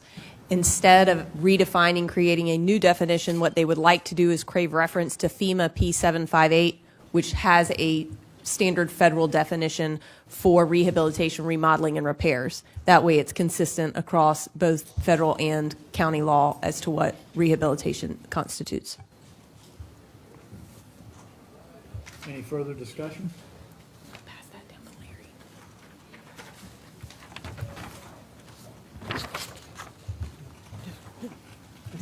Okay, no, thanks. So that, we voting on the amendment, right? Yeah. Yes, sir, we need to vote on the amendment. All in favor? Oh, there was a second, right? Yes. Okay. Moved and seconded. All in favor, say aye. Aye. Opposed? The ayes have it. Thank you. Ms. Salisbury? Yes, sir. An ordinance replacing Chapter 9 of the Code of Ordinances, Charleston County, entitled Flood Damage Prevention and Protection, and other matters related thereto. Mr. Boykin? Aye. Mrs. Honeycutt? Aye. Mr. Kabrowski? Aye. Mr. Middleton? Aye. Mr. Moody? Aye. Mr. Pryor? Aye. Mr. Warman? Mr. Sass? Aye. The ordinance passes second reading with 8 ayes and 1 absent, and just for the record, that includes the amendments that were made by Ms. Honeycutt's motion. Great. Thank you.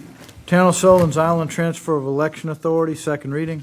An ordinance approving and accepting the complete transfer of authority to conduct municipal elections for the town of Sullivan's Island to the Board of Elections and Voter Registration of Charleston County. Mr. Boykin? Aye. Mrs. Honeycutt? Aye. Mr. Kobrowski? Aye. Mr. Middleton? Aye. Mr. Moody? Aye. Mr. Pryor? Aye. Mr. Werman? Aye. Mr. Sass? Aye. The ordinance passes second reading with 8 ayes and 1 absent. Thank you. Financial incentives for Project Summertime, second reading. An ordinance authorizing the execution and delivery of a special source credit agreement by and between Charleston County and Project Summertime, including any related or affiliated entities and any sponsor affiliates, whereby Charleston County will enter into a special source credit arrangement with the company, providing for the allocation of fees in lieu of taxes payable under the agreement for the development of a joint county industrial park with Colleton County and other matters relating thereto. Mr. Boykin? Aye. Mrs. Honeycutt? Aye. Mr. Kobrowski? No. Mr. Middleton? Aye. Mr. Moody? Aye. Mr. Pryor? Aye. Mr. Werman? Mr. Sass? Aye. The ordinance passes second reading Yes, with sir. Excuse me, Mr. Aubrey, I didn't mean to cut you off, but 7 ayes, 1 nay, and 1 absent. move for approval 6A through 6O. Second. I'm sorry, 6A I was gonna tee it up. through O. Second. Whole entire 6. Yeah, I mean, Okay. It's been moved and seconded for 6A through 6O. Is there any discussion, or is there any reason we should pull one of these out and discuss it? No. No. Hearing none, all in favor say aye. Aye. Opposed? The ayes have it. Thank you Mr. very Chairman, much. Yes, sir. I'm going to do the same for 7A through F. And I want to recognize Mr. Stanfield that's out there. Me and the chairman rode out there in the Academy section. I think it was the very next day or about either 2 days later. It was Either that week anyway. Yeah, it was the same week to address the concerns that we had. And I met with Mr. Stanfield for about an hour. And to address the concerns, my main concern was the water issue of the pipe bursting, but I don't believe CWS, when they send a letter saying it's, it's 100 years old like new, ain't nothing 100 years old like new, okay? I'm in my late 60s and I ain't feel like I'm new. So anyway, but he addressed that. We talked about ways that they could help the community, with critical care repairs of some of the, the funding that, the profit that they received. So when we left, the understanding was this would move forward, and that's why it's on the agenda. So I do support this. I as well. Thank you. So all in favor, say aye. Aye. Opposed? The ayes have it. Thank Mr. you Chair, very move much. to approve items 8A through F. Second. This had to be first. Middleton, seconded by Mr. Boykin, or was Mr. Pryor? Mr. Pryor, okay. All in favor, say aye. Aye.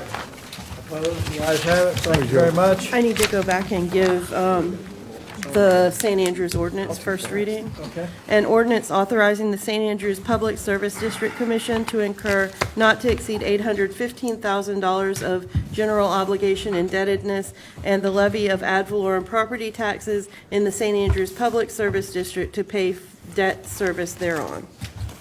Thank you, ma'am.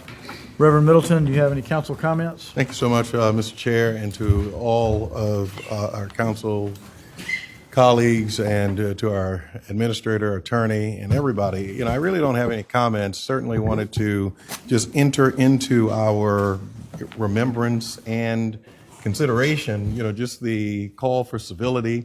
All of us won't always agree on everything. Many of us ran and won on a 526 platform. So no one's running away from 526. No one's, it's not a hoodwink, bamboozle, surprise. I mean, it has been on the record, at least for my, service here in county council and ramping up to running in a primary, a general election. And so certainly it has been an issue for me. All the years that I've lived here and grew up here, and certainly even before 526 came to fruition, and when it stopped, still waiting for it to continue.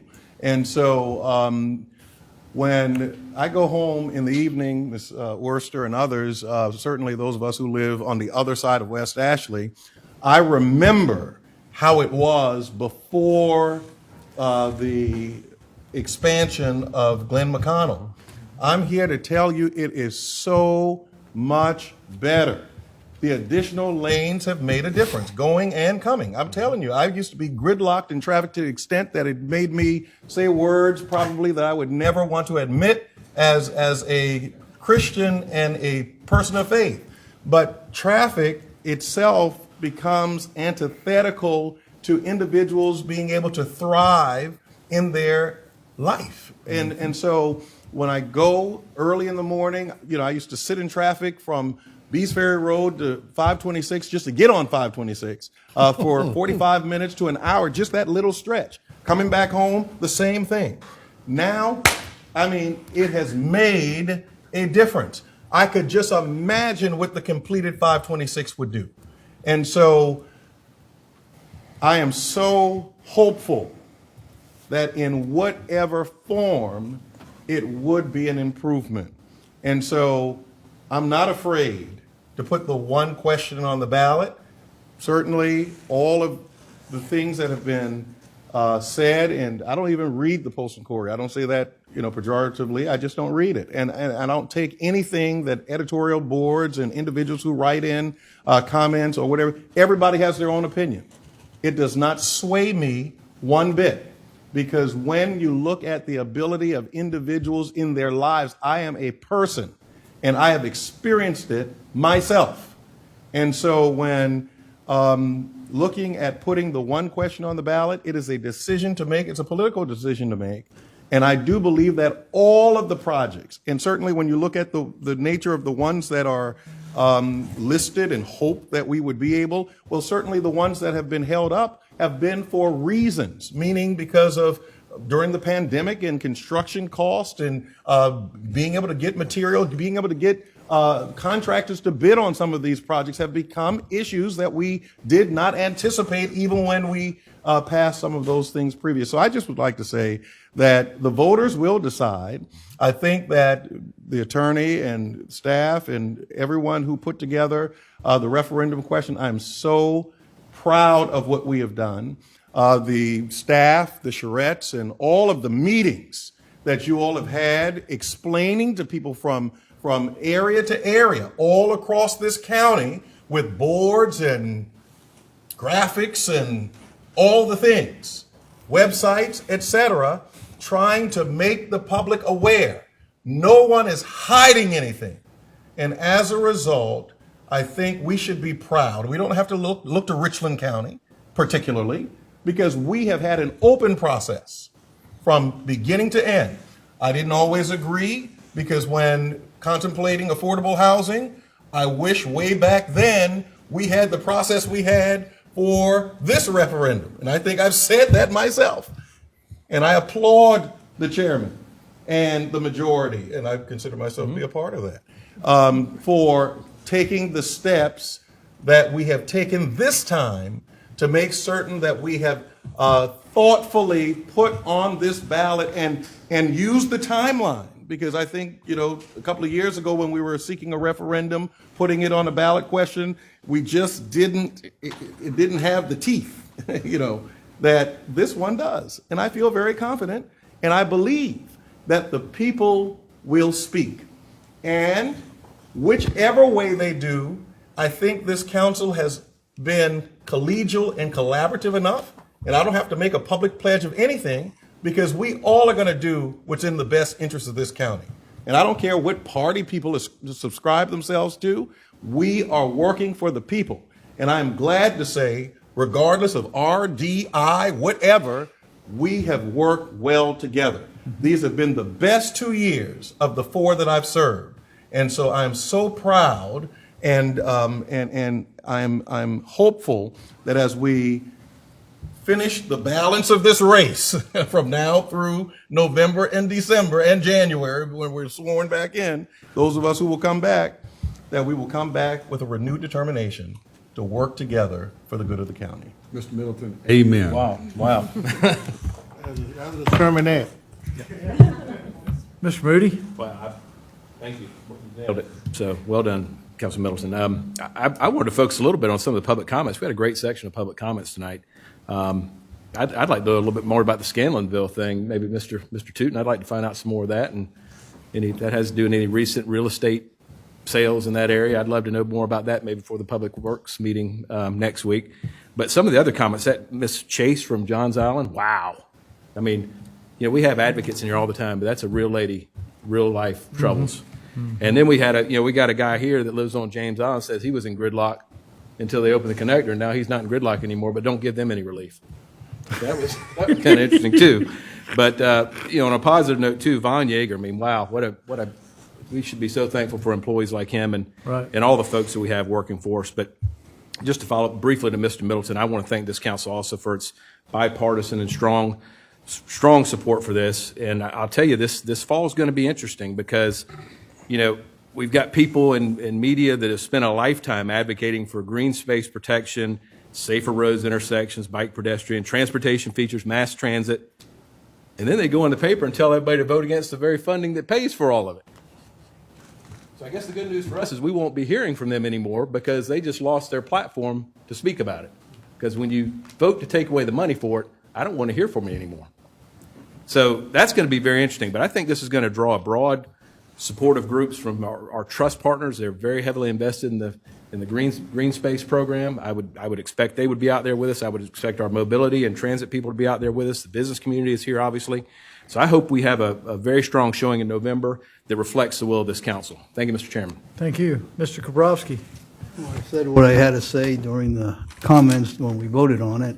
I wanted to direct, I had a request from Mr. George Freeman about sidewalks in 6 Mile Mount Pleasant. I'd like to get that on the agenda for possibly funding the sidewalks for the county-owned part of that, not the Mount Pleasant part, but in 6 Mile, there's no sidewalks. There's very narrow roads there. I walked the roads with him. We almost got hit by cars there. I think that's a legitimate request for public safety in that area. It is our responsibility. Like I always said, we're the town council members for unincorporated areas. They don't have another voice. And I do feel we voted to spend a lot of money for the green space for the Mount Pleasant Way. And I feel that's a legitimate thing. I don't know how to get that on for at least a consideration for next meeting. Well, we do need to talk about, there's a specific section of sidewalk he wants to put up. Right. And it's already between 2 sidewalks. And there's no sidewalks there. We've been through that. Right. But we'll be glad to get with Steve and we'll talk about it. And we'll see what we can do about getting on the next meeting. And briefly, it wasn't you have a right, of course, we all differ on 526 to bring it to the public vote. My point was that the other items on there won't be funded by the referendum. And I feel that if we're going to ask for the voters to vote on something, it should be funded by what they're asking to be voted on. And that was my point as to the other projects. Thank you. Thank you. Mr. Werman. Listen, I do agree that the referendum is the way to go. We've disagreed on the format that takes, but I think it will give us finality on the issue that, frankly, there's some benefit from that to begin with. And we'll all be pulling in the same direction at that point. I certainly trust that. I, too, would like to hear more about the Scanlonville. I'm aware that we got some correspondence on that. I frankly didn't totally understand what the issue was, but would like to have an update, if we can, on that at some point. Thank you. Mr. Pryor? Thank you, Mr. Chairman. A long time ago they said, they say damned if you do and damned if you don't.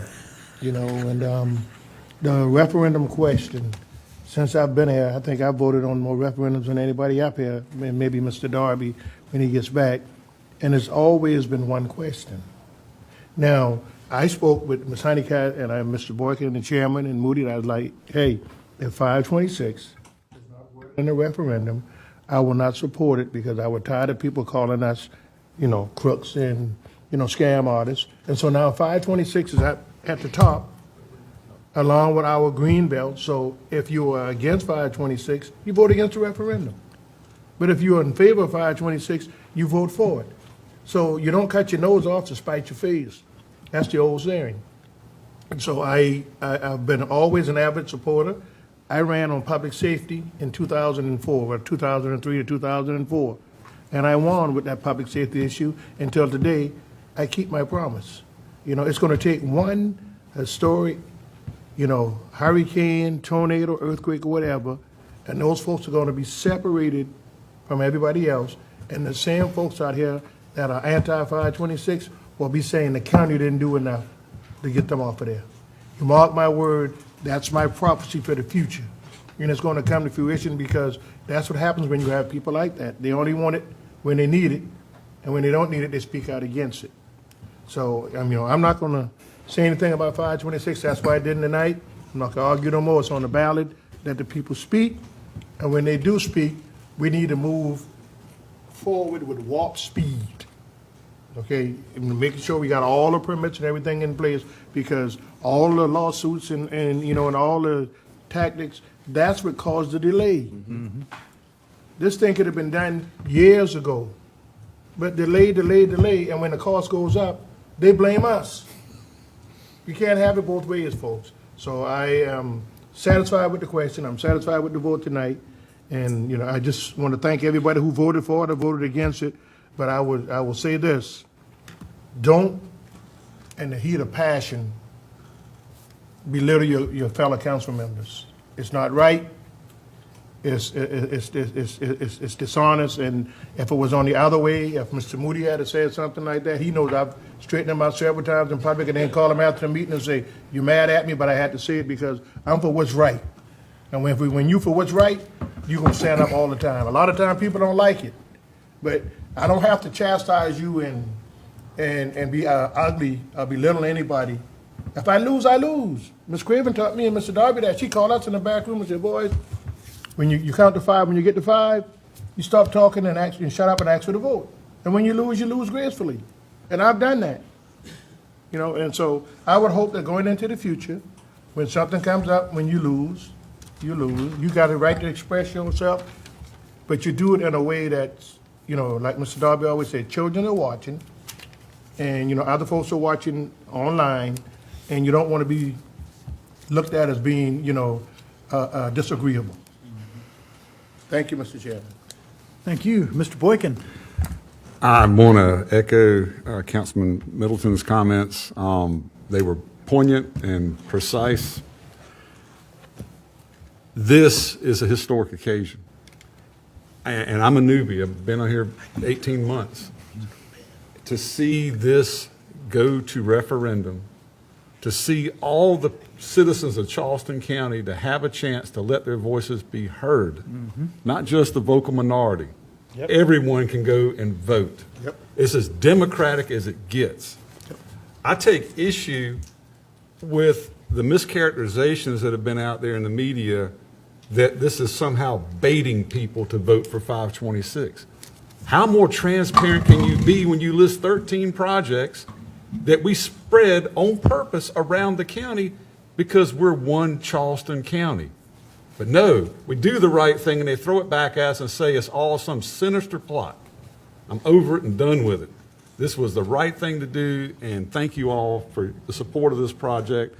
And you've given hope to all the tens of thousands, maybe hundreds of thousands that are stuck and mired in the traffic of West Ashley, Johns Island, James Island, downtown, North Charleston. The state is investing over $8 billion on the same highway system. To say that it's not a priority for them is a joke and an absolute mischaracterization of the truth. That's all. Ms. Honeycutt. I too want to echo Reverend Middleton's comments, and I couldn't say it any better. But I will add that I too was elected on this issue. I have made it no secret. I have ran on safe roads, smart growth, and sound leadership, and filtered every decision I have made through that lens up here the past, almost 6 years now. And I am very pleased that we have made this decision. It's huge progress. It means a lot. We will keep the $400 million that the state has given us, which we will lose if we don't move forward. So that was our promise, and that's why it's a priority project. There is no mystery about that. And so, again, we've been as transparent as we could. Those of us who ran on it, this is our day, and we are so glad that we can move forward and let the voters decide. Mr. Administrator? No, sir. Ms. Ham? No, sir. I want to thank y'all. Great council meeting tonight. Reverend Middleton, incredible remarks at the beginning and the end.